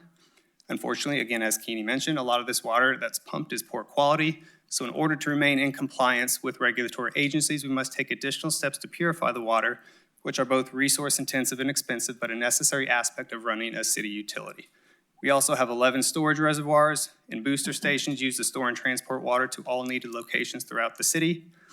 To treat our groundwater, we use several different treatment methods, including reverse osmosis, absorption, biological, and in addition to having an 8 MGD capacity surface water treatment facility, MGD means million gallons per day. All these facilities and infrastructure require specialized staffing to ensure proper monitoring and maintenance is performed. Over time, these assets need replacing, and they may need to be expanded, the costs of which are all included in the rate recommendations. Staying on the topic of infrastructure, capital projects were discussed with the committee, and specifically the pros and cons of issuing debt to help lessen the impact on ratepayers. A few of the key projects included in our proposed rate plan are on the screen in front of you. Expansion of our surface water treatment plant. This project is programmed for fiscal year '29 and utilizes impact fees as a source of revenue, helping ensure we stick to our philosophy of growth, paying for growth within the city. Another project is Site 21 treatment improvements and capacity. This project is programmed for fiscal year '27 and adds biological nitrate removal to help deal with the poor groundwater quality we just discussed. Another project, Salt River Project lateral upgrades, is again meant to help the quality of the water as it gets into our system. And last but not least is a PFAS treatment site 18. PFAS, I said this at the council retreat. Again, I can't pronounce what it actually stands for, but think of those as forever chemicals, things that we have to get rid of. We mentioned this one because this particular project is an unfunded mandate, meaning regulatory agencies say you need to take care of this, but they don't give us the resources to do so. We also talked about what would be included in the rate increases that are being proposed. There's additional funding for our water conservation program. We will continue to outsource the operational staffing for our surface water treatment facility. We talked about issuing debt every 2 years, again, as a way to minimize issuance costs and the overall impact on ratepayers, as well as 11 new FTEs that are needed to support ongoing operations. So what does all this come down to? Again, when we presented the rates to the committee, all these factors went into play, and that looks at a 6.75% annual increase over the next 4 years. That means the monthly bill for an average residential water user in Goodyear would go up $2.71 in 2026, and would go up $35.86 for the average commercial water user in 2026. So residential is just single-family homes. Commercial is basically everything else that's not residential. I want you to note that on this slide, the amounts are based on Goodyear customer water averages.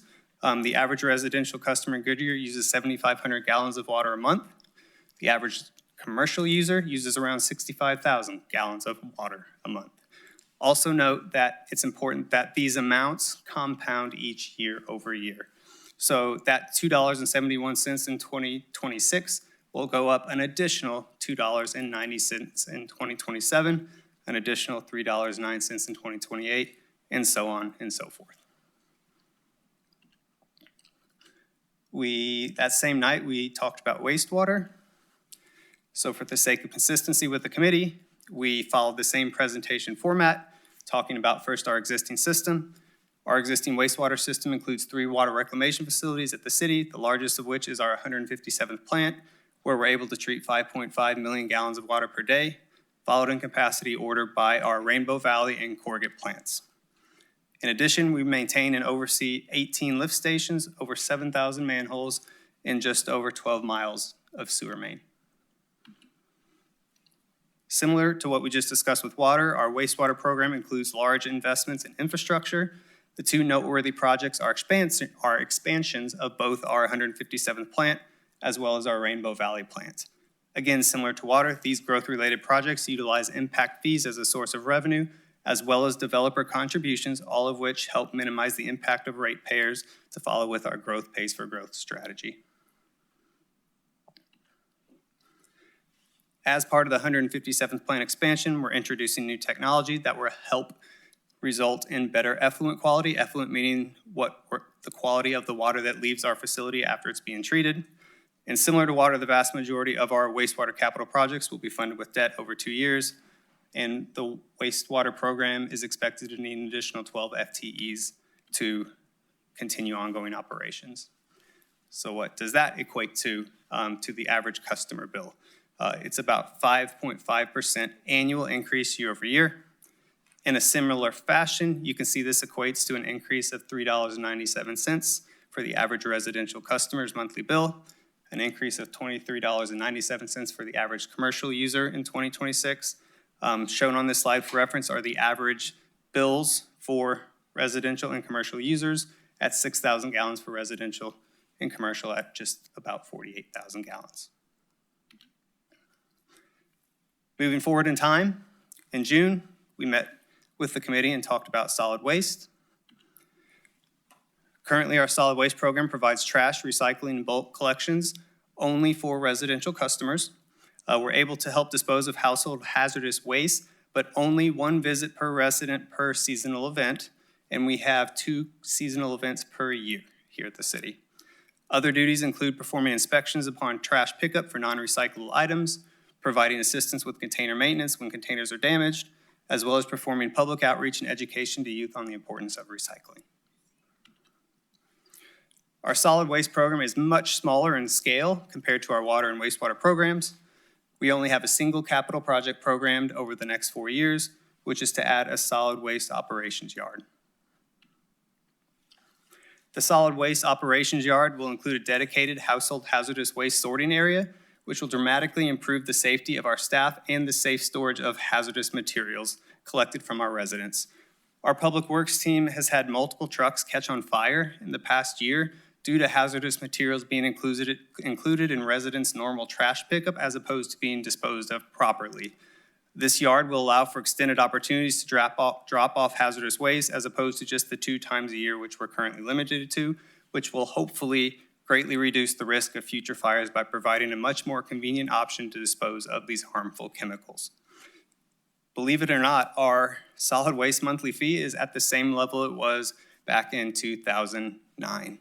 I checked that 2 or 3 times because it didn't seem right to me, but as part of our citizen committee, our superintendent, solid waste superintendent who did the presentation got asked, how have you been managing with those costs not increasing? And his response was, I quote, by the skin of our teeth. So, but in our proposed plan, we have programmed just that single debt issuance, and the solid waste program is expected to need 6 additional FTEs or full-time equivalent employees to continue operations. So solid waste, what does that equate to from a customer bill standpoint? On the residential side, $1.82 increase in your monthly bill in 2026, $1.97 in 2027, so on and so forth. Again, we don't provide solid waste services to commercial, so it's not listed here. Last but not least, the same night we covered stormwater. Stormwater is slightly unique from the other utilities in that we don't currently have a stormwater fee. Staff was tasked with bringing a recommendation to council for evaluation, so we went through the same rate-setting process with stormwater as we did with water, wastewater, and solid waste. A stormwater fee was proposed as part of our last study in 2020, but council chose not to move forward with it at that point in time. The cost of providing this service today is being paid out of the general fund, the same place where we fund most of our city operations, including public safety and parks, just to name a few. So because there was no existing fee in place, a few different scenarios with the committee were thrown around, and ultimately we landed on a flat fee per month model as the preferred method. On this slide, you can see what that flat fee per month recommendation would be, broken down again between residential and commercial. Just like the other slides, these amounts would have been cumulative in nature over the 4 years of the plan. So the proposed rate increases we just went over were all discussed with the committee in August, and there was great discussion and engagement from everyone in attendance. In addition to recapping the key data points we just went over, we compared Goodyear's utility rates with other cities. We talked through the pros and cons of adding a stormwater fee, and a few weeks later, we got back together in September to take a formal vote on the recommendations, which passed by a 4-2 count. The recommendation was captured, as I mentioned earlier, in a memo, which has been shared with council and attached to this meeting agenda.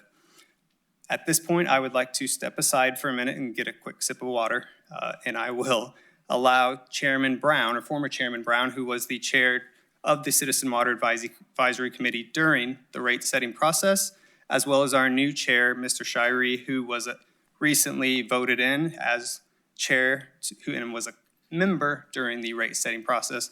I want to give both of them a minute to speak to council.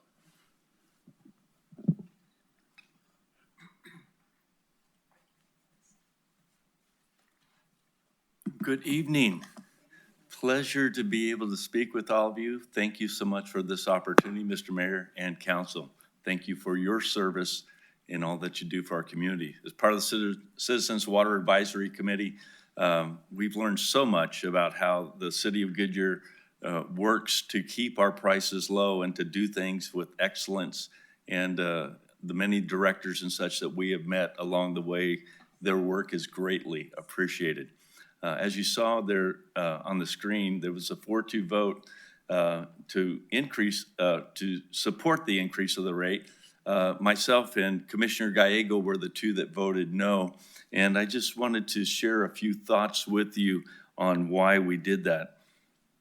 So, as members of the Citizens Water Advisory Commission, we have gained a greater understanding of the modern cost of maintaining healthy water and the future needs to find new water sources.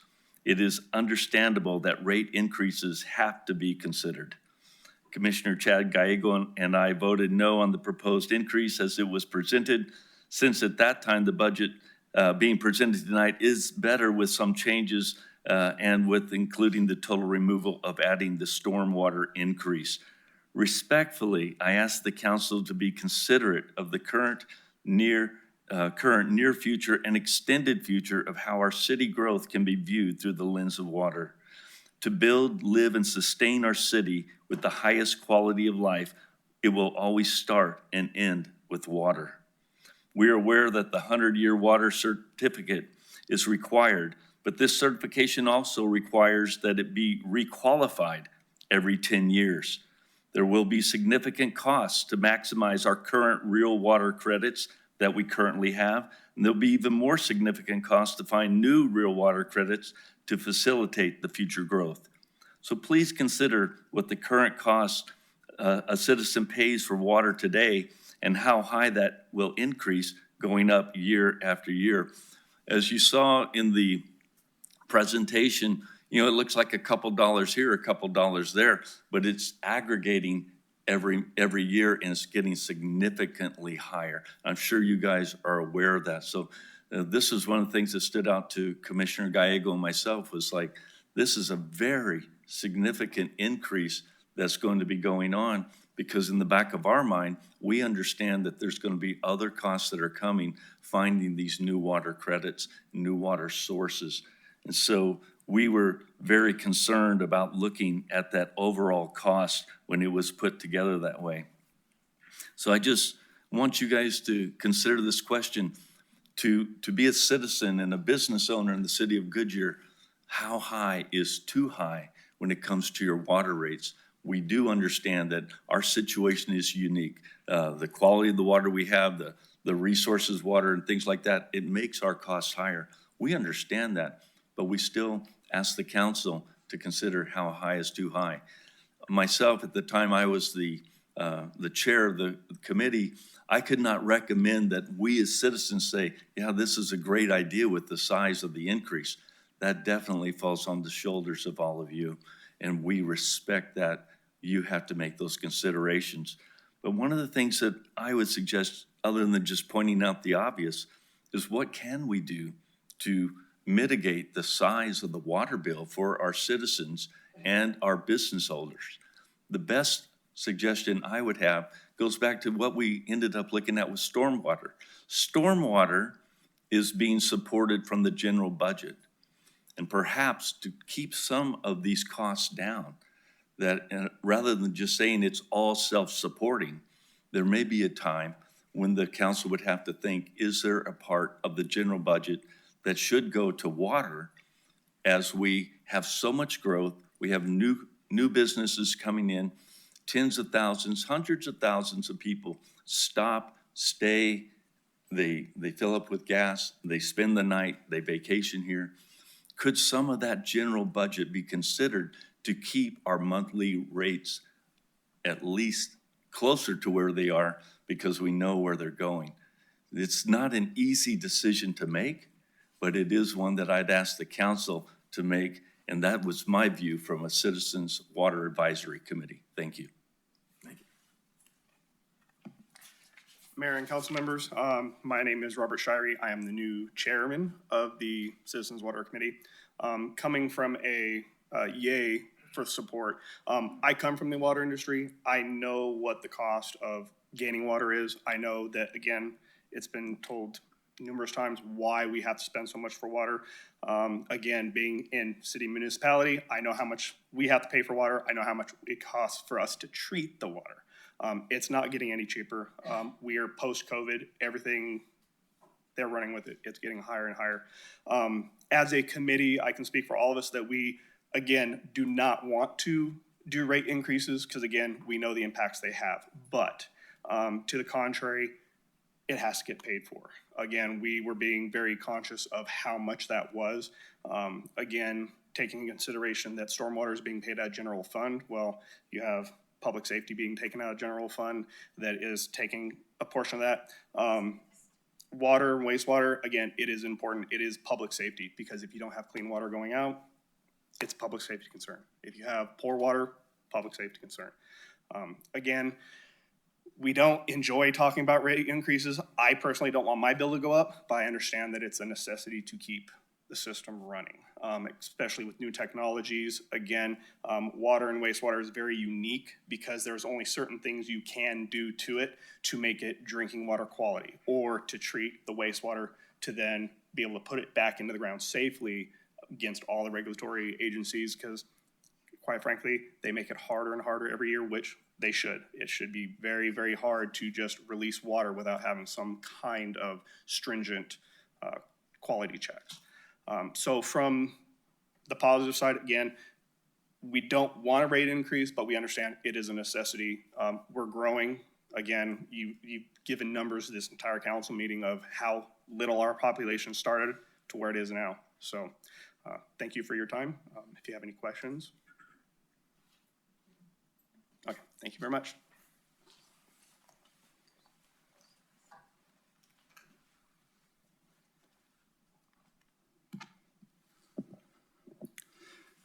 All right, thank you both for your words and your passion and dedication to serving your community.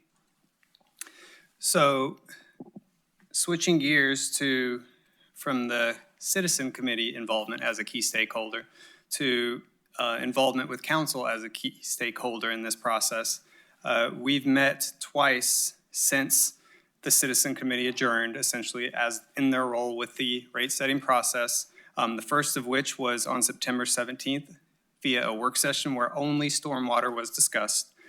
From that work session, no formal action or direction was given. But then a second meeting occurred on October 21st as part of the council retreat, which I'd like to go through similar to what we just did with the citizen committee and give a little bit more detail as to what was discussed with council at that point in time. So at the council retreat, staff presented information in a very similar fashion to how it was presented to the citizen committee. We started by discussing the rate setting process. We talked through the various interactions between the city, our consultant, and the citizen committee. And then we went over each utility, talked about the existing system components, cost drivers. We confirmed recommendations are in compliance with our financial policy, and we shared the recommendations from the committee, as well as comparing all of our proposed rates to other cities in the valley.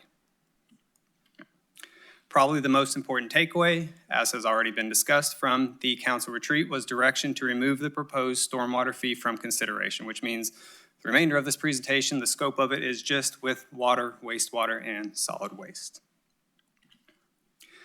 So this slide, or very similar to this, was shown at the council retreat, and it compares Goodyear utility rates versus our other Valley benchmark cities. This is publicly available data that anyone can access. I do want to point out that the amounts being compared on this slide are based on 9,000 gallons of water usage and 8,000 gallons for wastewater, where Goodyear residents on average use 7,500 gallons of water and 6,000 on the wastewater side. I also want to draw your attention to Liberty Utilities, which is highlighted in yellow just under Goodyear in the middle of this slide. Liberty is currently in the process of proposing 43% increases to their water bills and 54% increases on the wastewater side. And this, what is on this slide, is where Liberty would stack up after those increases go into effect. Now, there's two different ways you can look at that. On one hand, you could say Liberty hadn't increased their rates since 2018. However, now their customers are looking at around a $35 a month increase to their monthly bills. That was back of the napkin math. But I am a Liberty Water resident, so I will be eating $35 a month in addition going forward. The philosophy here at Goodyear has been, from a rate setting standpoint, to take a more gradual approach and phase in rate increases when they're needed over time, as opposed to holding off and doing large increases all at once, which makes it much harder for households to absorb in their monthly bills. That being said, there is no way to get around that our rates are high, but similar to what have been mentioned a couple different times, I wanted to just take a second to reiterate some of the reasons why the cost might be high here in Goodyear. So we talked about these particular water and wastewater cost drivers in our Q&A portion of our council retreat in October, but I wanted to highlight them again. We talked about CAP, water being a large part of our water portfolio.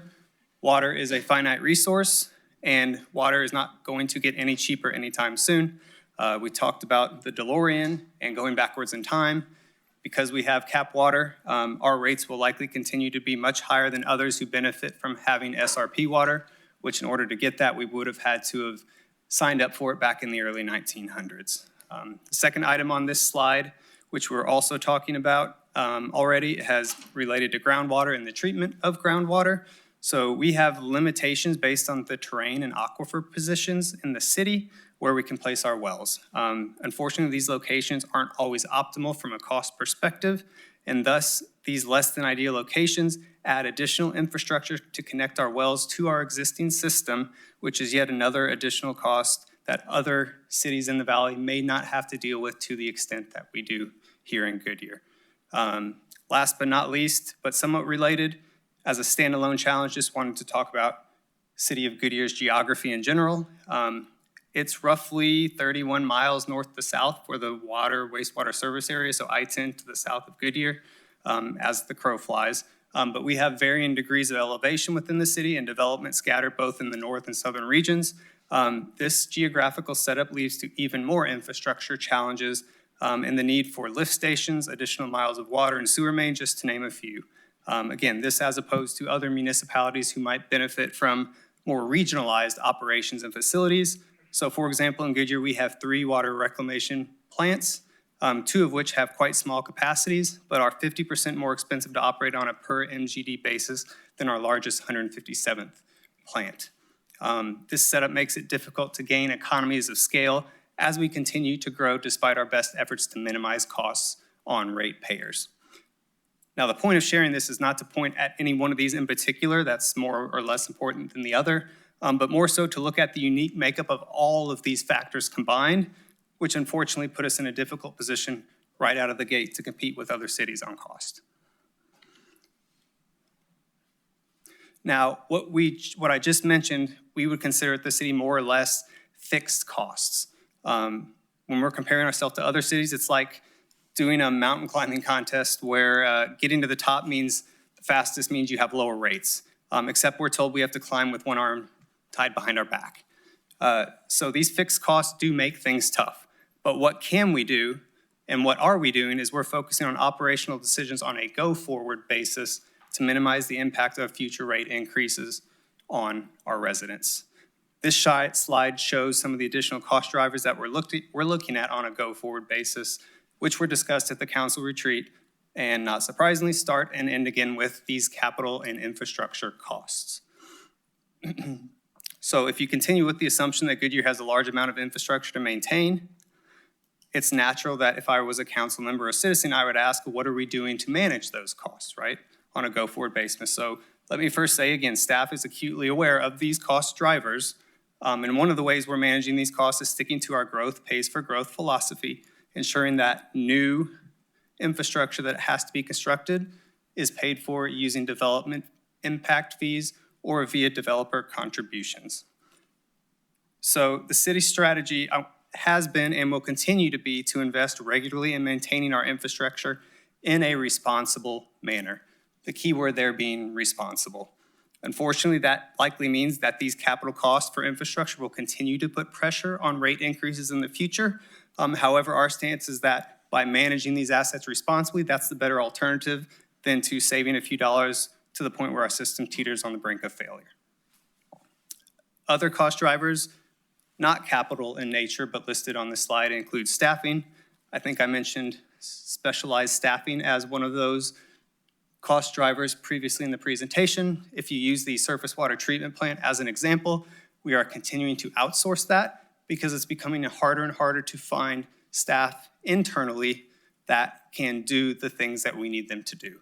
Unfortunately, that puts additional pressure on our costs.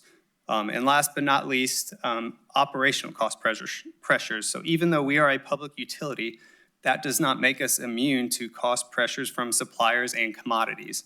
So our water and wastewater operations include over $5 million of annually in electricity, chemicals, and fuel costs that, just like residents, we have to do our best to try to absorb these versus passing them on to our ratepayers. Right off the top of my head, I know APS is proposing a 14% rate increase next year, and we're doing everything we can to absorb those costs in our models. So switching gears just to look at the solid waste program, I do want to reemphasize that our solid waste program is much more favorable when compared to other Valley cities. In fact, we're the third most affordable program in the Valley at this current point in time. That being said, the same cost drivers you see for water and wastewater are the same cost drivers impacting our solid waste program, just on a smaller scale. Now these items, summary, we're there, I promise. So now that we've kind of walked through the timeline of what we've done previously in the rate setting process, we are at the current point in time, and let's see where that leaves us moving forward. So checking the box, like we talked about at the beginning, all of the rates proposed are compliant with our financial policy. We're covering 100% of our costs and minimizing the impact on ratepayers by utilizing other sources of revenue where available. This slide shows a visual of the proposed rate increases, both for residential customers on the left and commercial customers on the right, along with current direction from both the Citizen Committee and City Council. You can see in red, despite Citizen Committee recommending the addition of a new stormwater fee per direction at our council retreat, as we've said, we will not be moving forward with that fee. So for Goodyear residents, this is probably one of the slides they care about the most, and this summarizes everything that we just talked about in the rate setting process.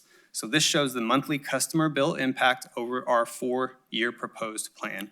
Think of this as a summary of the rate setting process as a whole. The total impact of the 3 proposed rates comes up to $8.50 a month, more next year for the average residential customer.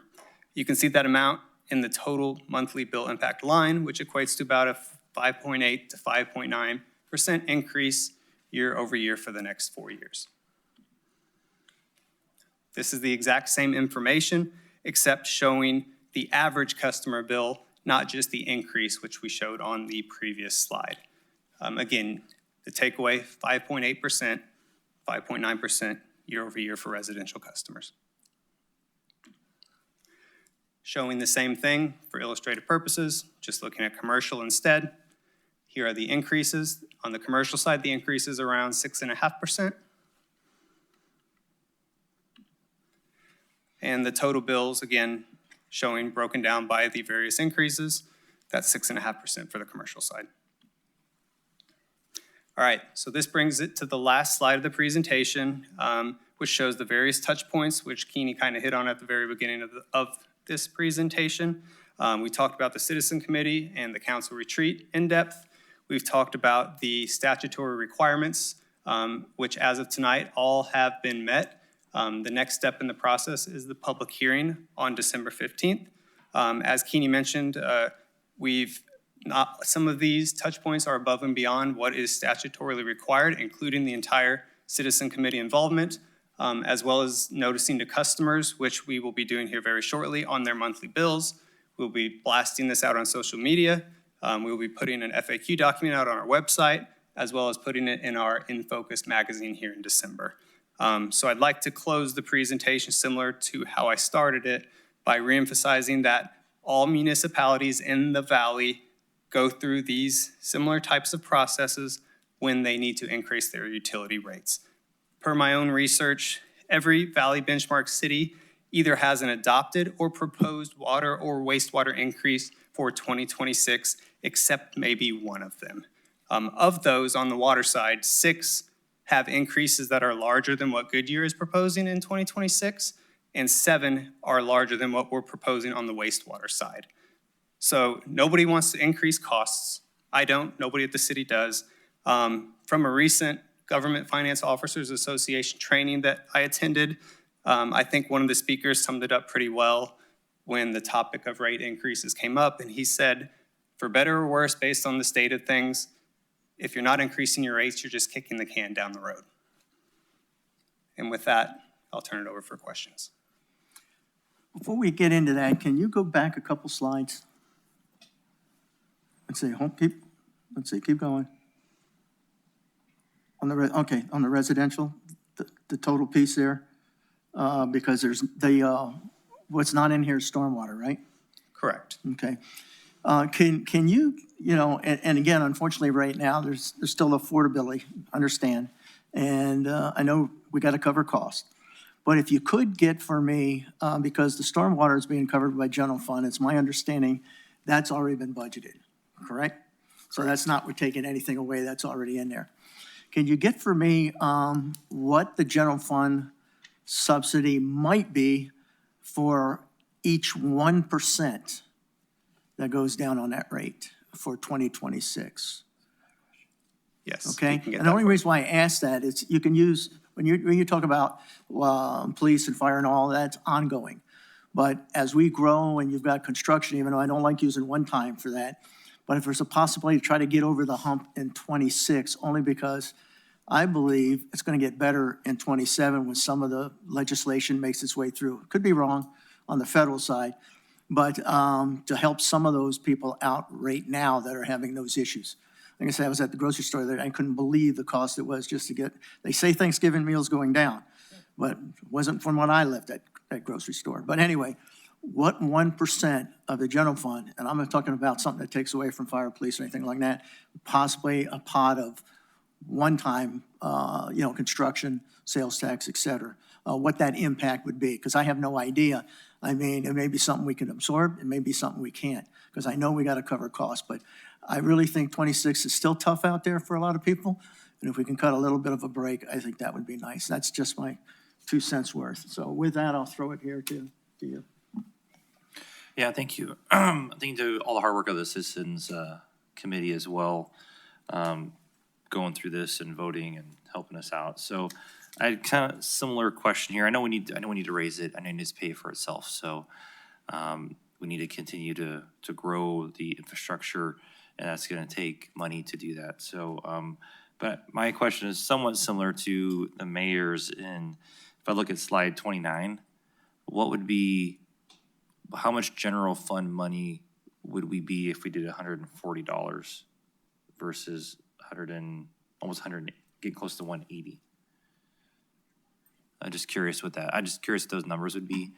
How much, if that's if that's a necessarily ongoing, but maybe it's one time, so we can at least subsidize that a little bit, and then as everybody else continues to raise their rates, if we stay $5 below the top people, I don't know, something like that, to make sure we're not the number one in cost in the state of Arizona, or at least the county here.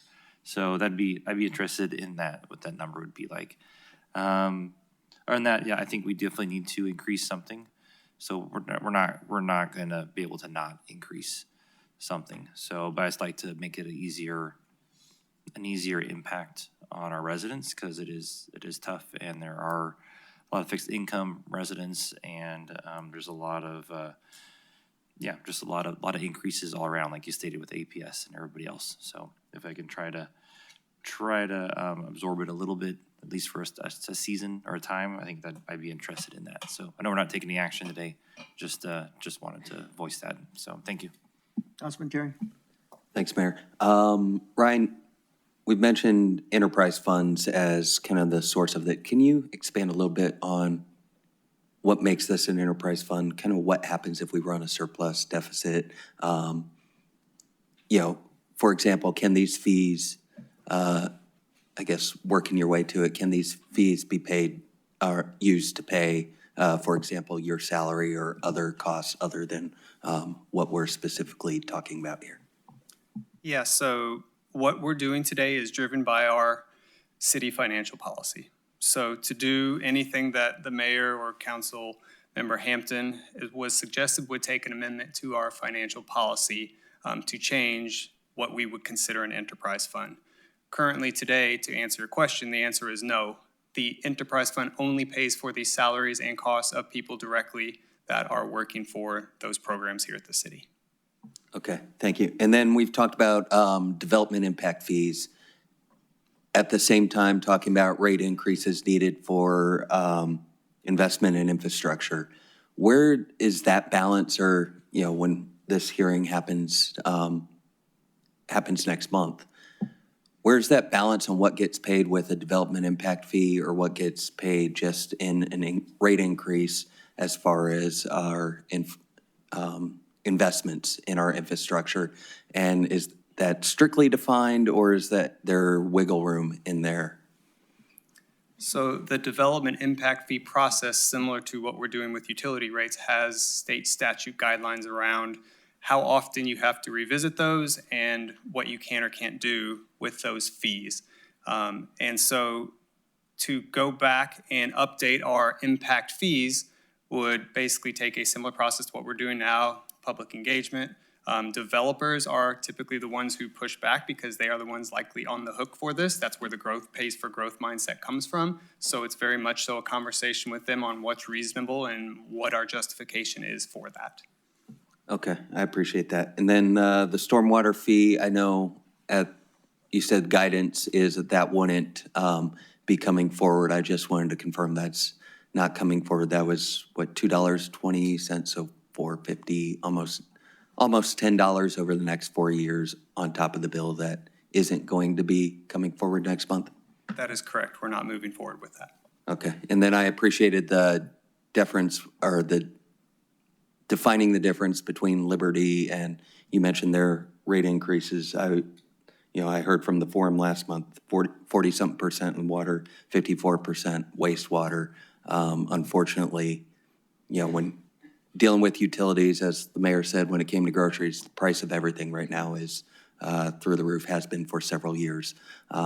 So, no, I agree with Councilmember Hampton. Something has to go up. We just need to probe around to make sure that we are not burdening our residents too much.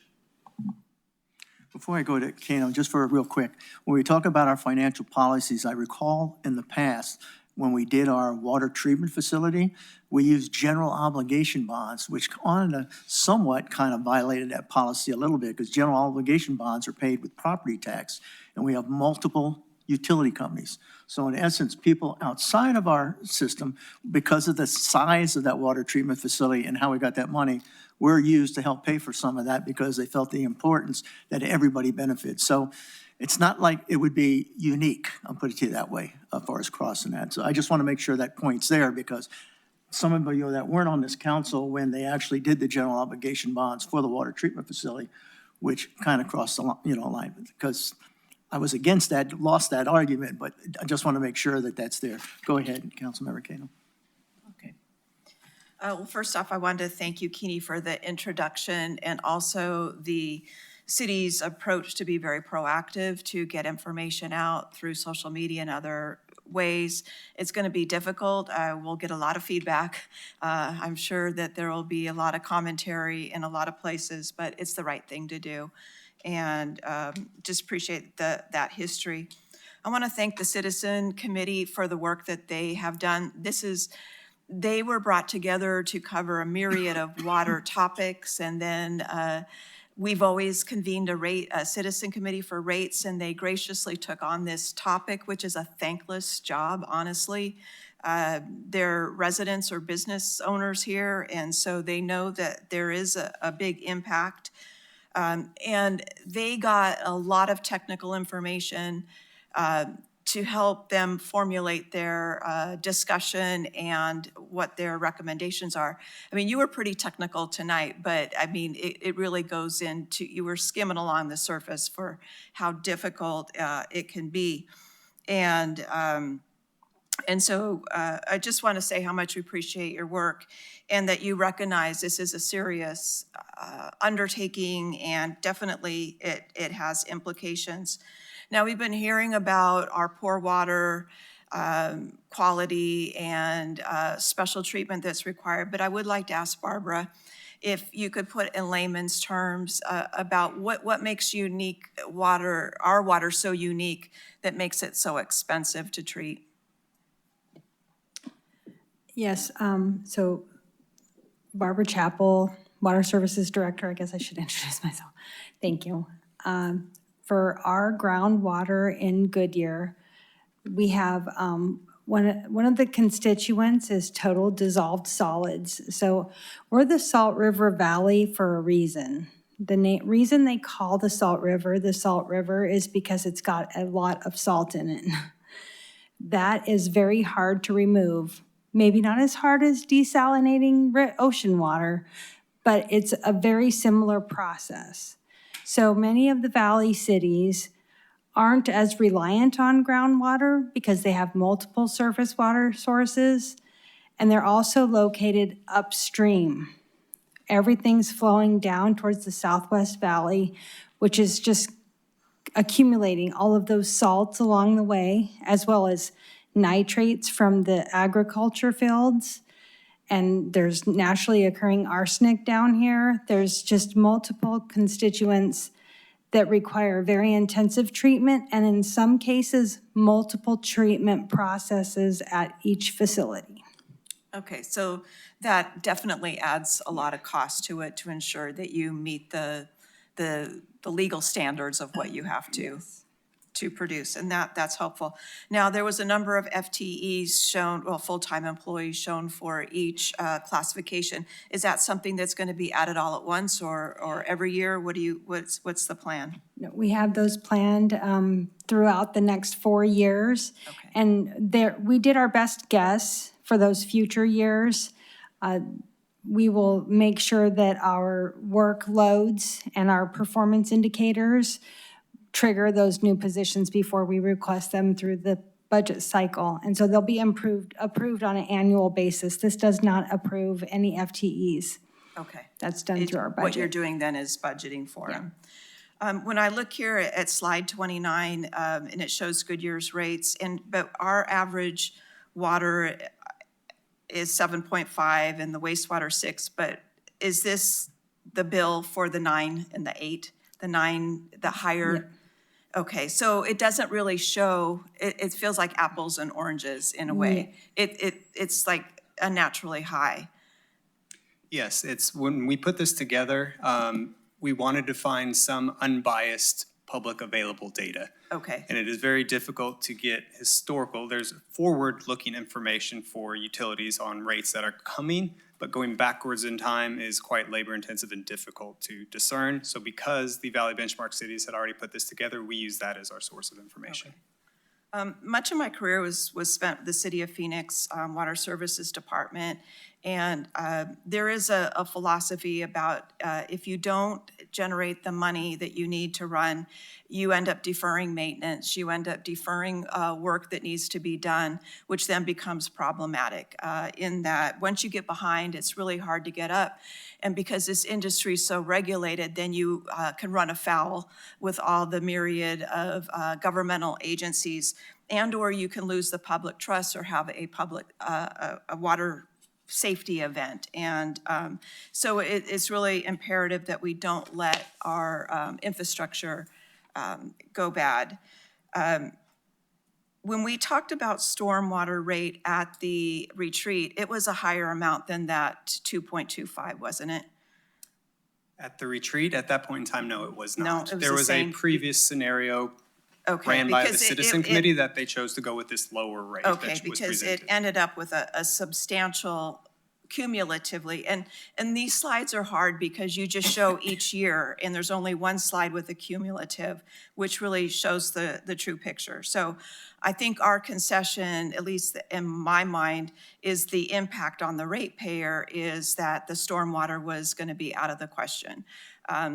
Most of us live in HOAs. We're paying HOA dues that are taking care of the stormwater on our immediate area that's feeding into the system. And so I felt like that was the relief for the rates, was to take that off, and it seemed like it was a lot. I guess one thing I would say, those of us who live in the Liberty service area, we're about to get a significant hike with no opportunity to have that subsidized by the taxpayers. So I would just caution that because you know, we're not going to get our money supplemented. But this is a really difficult thing to do. But unfortunately, the reality is that water is going to continue to be more expensive. Energy is going to continue to be more expensive. And I just went to a seminar about data centers and AI, and all the industry still wants to come here because our energy rates are still lower, which, you know, to us who pay our air conditioning bill, it feels crazy. But and it's just, it will change water behavior at home. I know that when I had a significant jump of Liberty before, out went the lawn and in came the artificial turf. Very, very careful about water. And now I'm going to have to, I'll see that we'll definitely get more careful. But it is really an unfortunate thing, but we have to ensure that our water services can meet the needs and deliver that safe water, drinking water, and take away the other water, and make sure that you know, nobody is ever harmed by the work that they do. So thank you. Councilmember Beckles. First of all, Barbara, I wanted to thank you for your summary regarding why our water is so expensive. But my question is, where is most of the growth today? Is most of the growth south of I-10? Or is it north of I-10? Or I might want to punt that question maybe to our economic development group or DSD group, maybe? Anybody? I don't know off the top of my head, I'm sorry. I would think south. I think west. Well, that's south. Mayor, Councilmember Beckles, I think when you're looking south of the river, for example, we've got a lot more residential in that area, but between the river, I-10, a lot more of the industrial commercial development going on there. So it depends on what type of development you're probably talking about in there. But we do have a lot of growth coming up. A lot of the impact fees and things like that are generated north of the river. That's just the way the development's happening. But I hope that answers the question. thank you. That's good, thank you. Well, I think this whole question of water is pretty tough for everyone, but water is essential for all of us every day. I too worked in water. I worked in water for 8 years at another city. So I get how important that our enterprise funds, that we keep it where water pays for water, and we continue to do the things that we need to do to make sure that our water and our water treatment is what it is. And Councilmember Kano actually said it best, but this is a tough decision, and I think that your presentation has been very good at explaining, at least on our side, and hopefully our citizens can understand that we have to move forward with this. Thank you. Anything else? Well, with this, there's no action required, correct? Mayor? So, Mayor? yes. City manager. Oh, city manager? I do want to make, just clarify just how we move forward. There's some suggestions about going and looking at the rates and coming back, or sticking with our current recommendation. And in order for me to work with staff, I want to be clear. At this point, we would stick with our current recommendations unless I'm directed differently. No, my question is, I wasn't necessarily not going with, I wanted to know what the impact would be for that count, because if the impact's minor, I might want something a little less. So I have no way to base that decision until I know what that impact would be if 1% was lowered instead of 5.8, it was 4.8 or something like that. So I have no idea. Are we looking at 100,000, one-time money? Are we looking at 50,000? Are we looking at 300,000? I mean, if it's significant, then obviously I don't want to tap that, because I'm a firm believer that utility rates should cover its cost and not cut any of our maintenance, because you fall behind, it's just worse. You know what I mean? Like Liberty's doing. That strategy makes no sense, but that's from my perspective, that's all. In order to get that back and actually have a discussion or further conversation around it, we may have to delay our process some because public notice does go out tomorrow. So we'll get back with you on that. Can you do an executive summary or something on what that impact may be, or? But then it would need council direction, consensus from council as to the whole council. I got you. Well, it almost sounds like the council itself is pretty much set on the rates. I might just be an outlier, so when I get the information, so I don't want to hold up your process for that. So we'll move forward with our yeah. Well, I'm curious with the number, but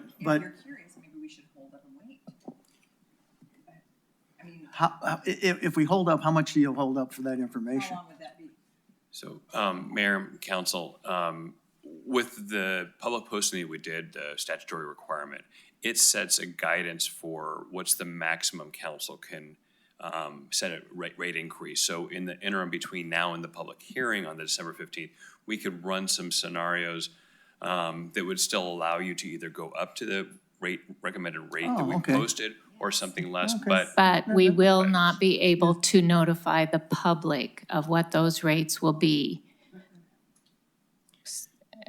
Because we have the max, but where they fall, somewhere in that range, we could do a range, we can work it out. But I just want to make it clear that we can get you the information, but we want to make sure our residents are informed of what they possibly could be looking at for the December 15th public hearing.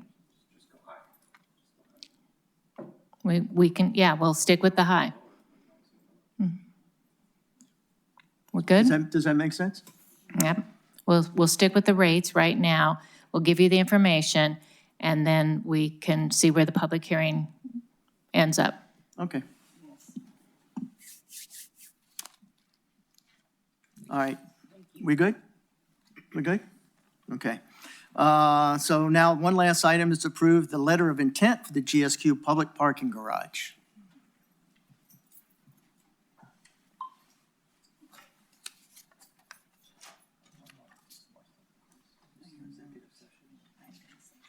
Good evening, Mayor and Council. Roy Massey, the City Attorney.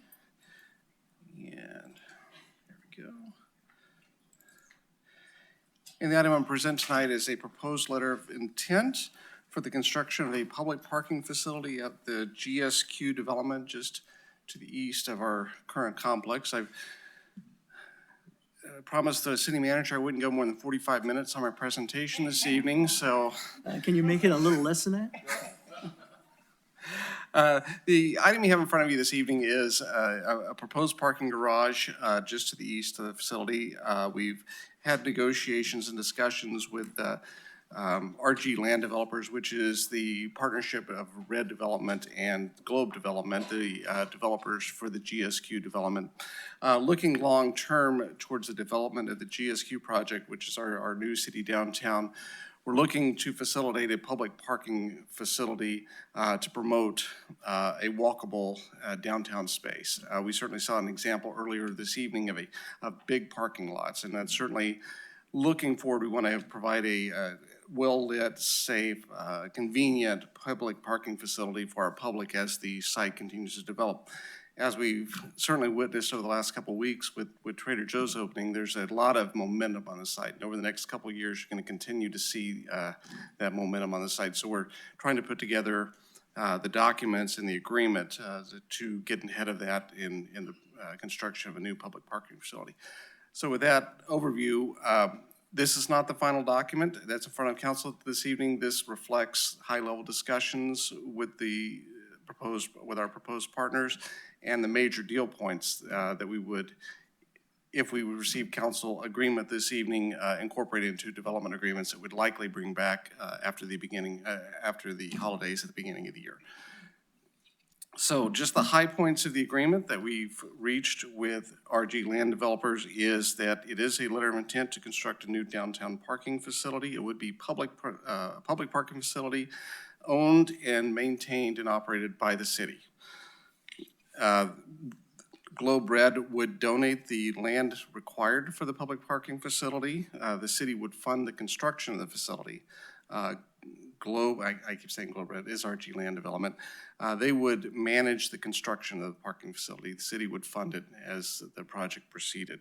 It would be a 600 space facility. Just for comparison, we have 2 parking garages adjacent to City Hall.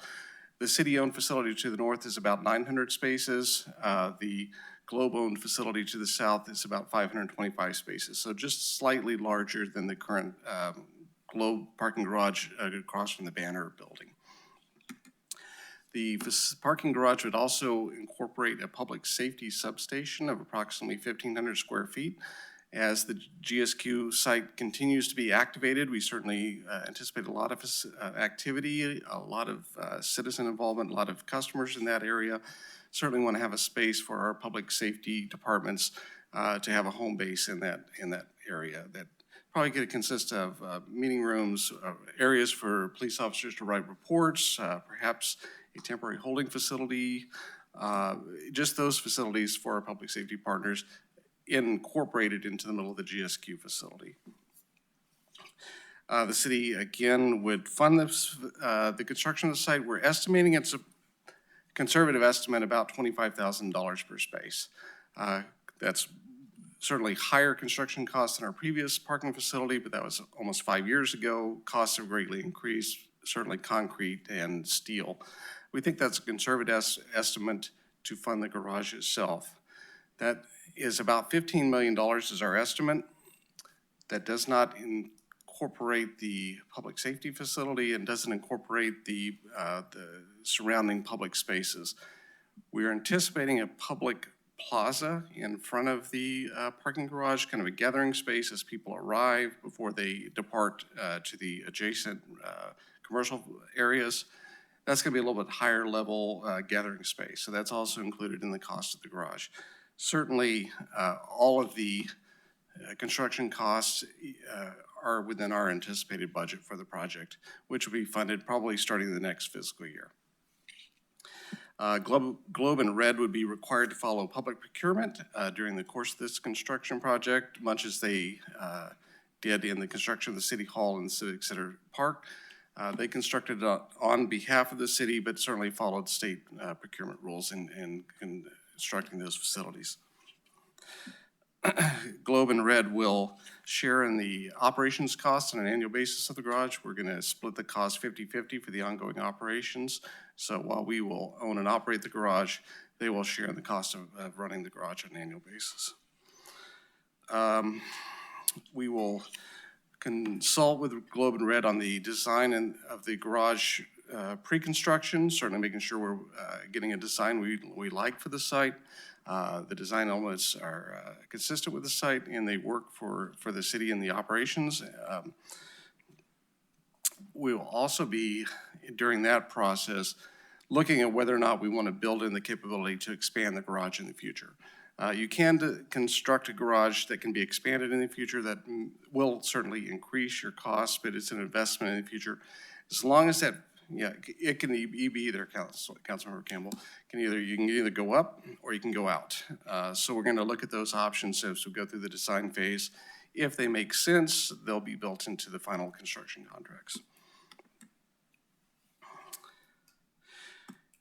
And Globe and Red will be authorized for reimbursement of up to $500,000 in pre-design services as we move through the process, so we can get the project moving as quickly as possible, with the goal of having the garage constructed and conveyed to the city by early 2027. With that, I will answer any questions council may have about this exciting project. Okay, any speaker cards? No, Mayor. Anybody in the audience like to speak? Let's see, will the council please enter a motion and a second to approve the letter of intent with RG Land Partners LLC for the GSQ Public Parking Garage to facilitate the acquisition and construction of GSQ Public Parking Garage. Let's see, I see a motion and I see a second. Councilman Terry, you're up.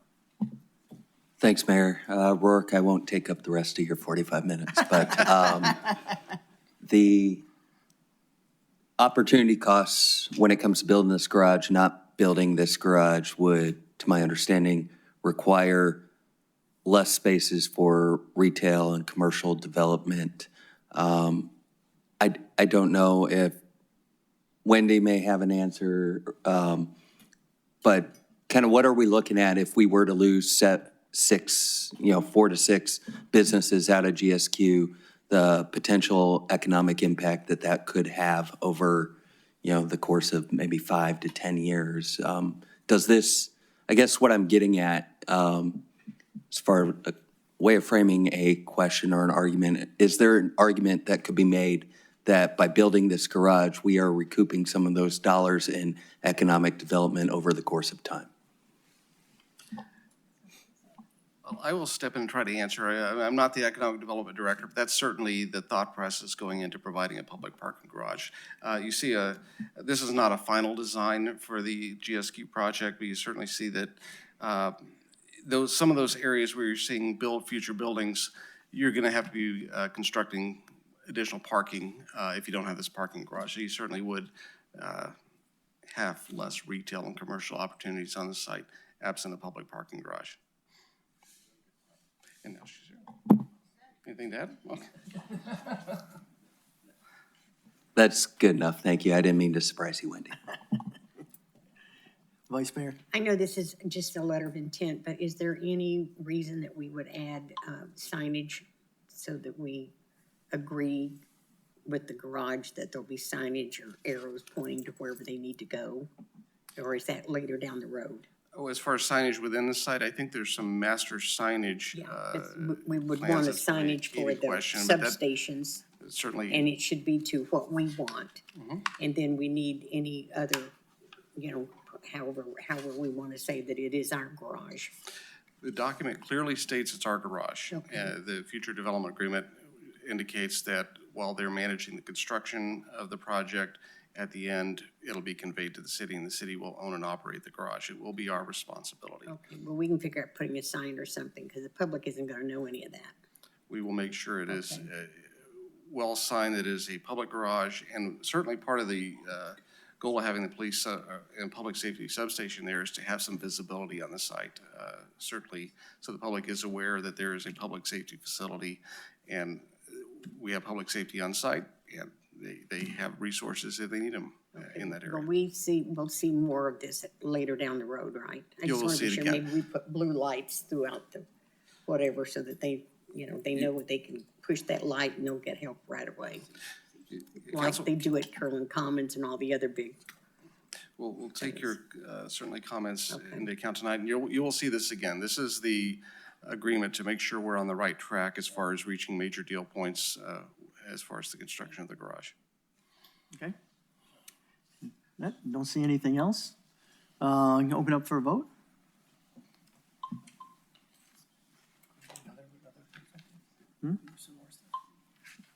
Passes 7-0. Thank you. Does the council have any comments, commendations, report on current events or anything? Yes. Go ahead. I actually have a couple of kudos and one not so much. But I want to say, first of all, Benita, I loved your comment about leadership is trust. I love that comment. That is so true. The veterans events last week were awesome, absolutely awesome. I went to all of them. I think a lot of us did. They were awesome. And I just want to take a minute to say thank you to all the veterans here in Goodyear. Thank you for your service, because there was a lot of people that attended a breakfast, a lunch, even the artwork that we had out in Civic Square. It was awesome. And so I just want to say thank you to all the Goodyear veterans that live here, and thank you for your service. I also want to thank Myra from Romans for giving that shout out to Robert Ito. We don't hear that very often, and Robert is also incredible to be helping her with what she's been going through. She's had an 8-year project, which is crazy, for a landmark that we obviously want to keep in Goodyear. And it's been nuts, what's been going on there. And hopefully, she's been very patient about all this, and hopefully we're able to take care of that soon. But thank you, Robert, for everything that you did in helping Myra with what you just did. Also, a shout out to Officer Scott Daniels. He is amazing. And what he's been, the time he's put forward in all of the sober living homes, or whatever we're calling them today, has been amazing. Please, Brian, pass that on to him, because I don't think he gets enough credit that he deserves. I think he's absolutely awesome. Also, this is something that's very close to my heart, and to the Jewish population, and I see most of them have left here, but I see a few of my friends sitting in the front here. Thank you for staying. This was a long meeting, and I think you deserve this. I'm sorry. I'm going to say I'm sorry that we fell short, because you brought this to me last year when it was done the way it was done, and there were pictures taken, as I told you, and I did deliver it to the city manager's office. There were no lights. It was sitting out in the weeds, is what you called it.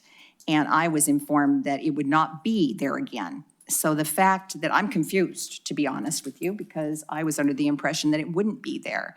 So we really shouldn't, you shouldn't have had to come here, because the inclusion of whether it's a Christian, Jewish, whatever population, should all be part of something. And I'm sorry that you had to come here and go through this, because you shouldn't have had to do that. We should have put it somewhere else, which is where I was told it would be, and the lights would be on it, and it would be different this year. And obviously, it's not. And so I give kudos to the city manager for relocating it. I'm glad about that. And I'm glad that you all came here today. All of your group came here and offered, we're rectifying it in some way. Thank you for that, and I apologize. My Jewish and Italian heritage is very important to me, and so I thank you for everything that you've done. Anything else? Go ahead, Benita. Yes, first of all, as a 30-year veteran, I also want to thank the city for our veterans program. I think it's a great program. And Vice Mayor Campbell had mentioned several months ago about the banner for some of our citizens. And so I want to thank them for coming up with they call it the Banner of the Brave. And that was very heartwarming. So I really appreciate that also. But thank you for the veterans program. Anything else? With that, how about city manager? You got anything? Nothing, Mayor. Nothing. All right, then. Then this next meeting will be December 8th. There'll be no further business. This meeting is over.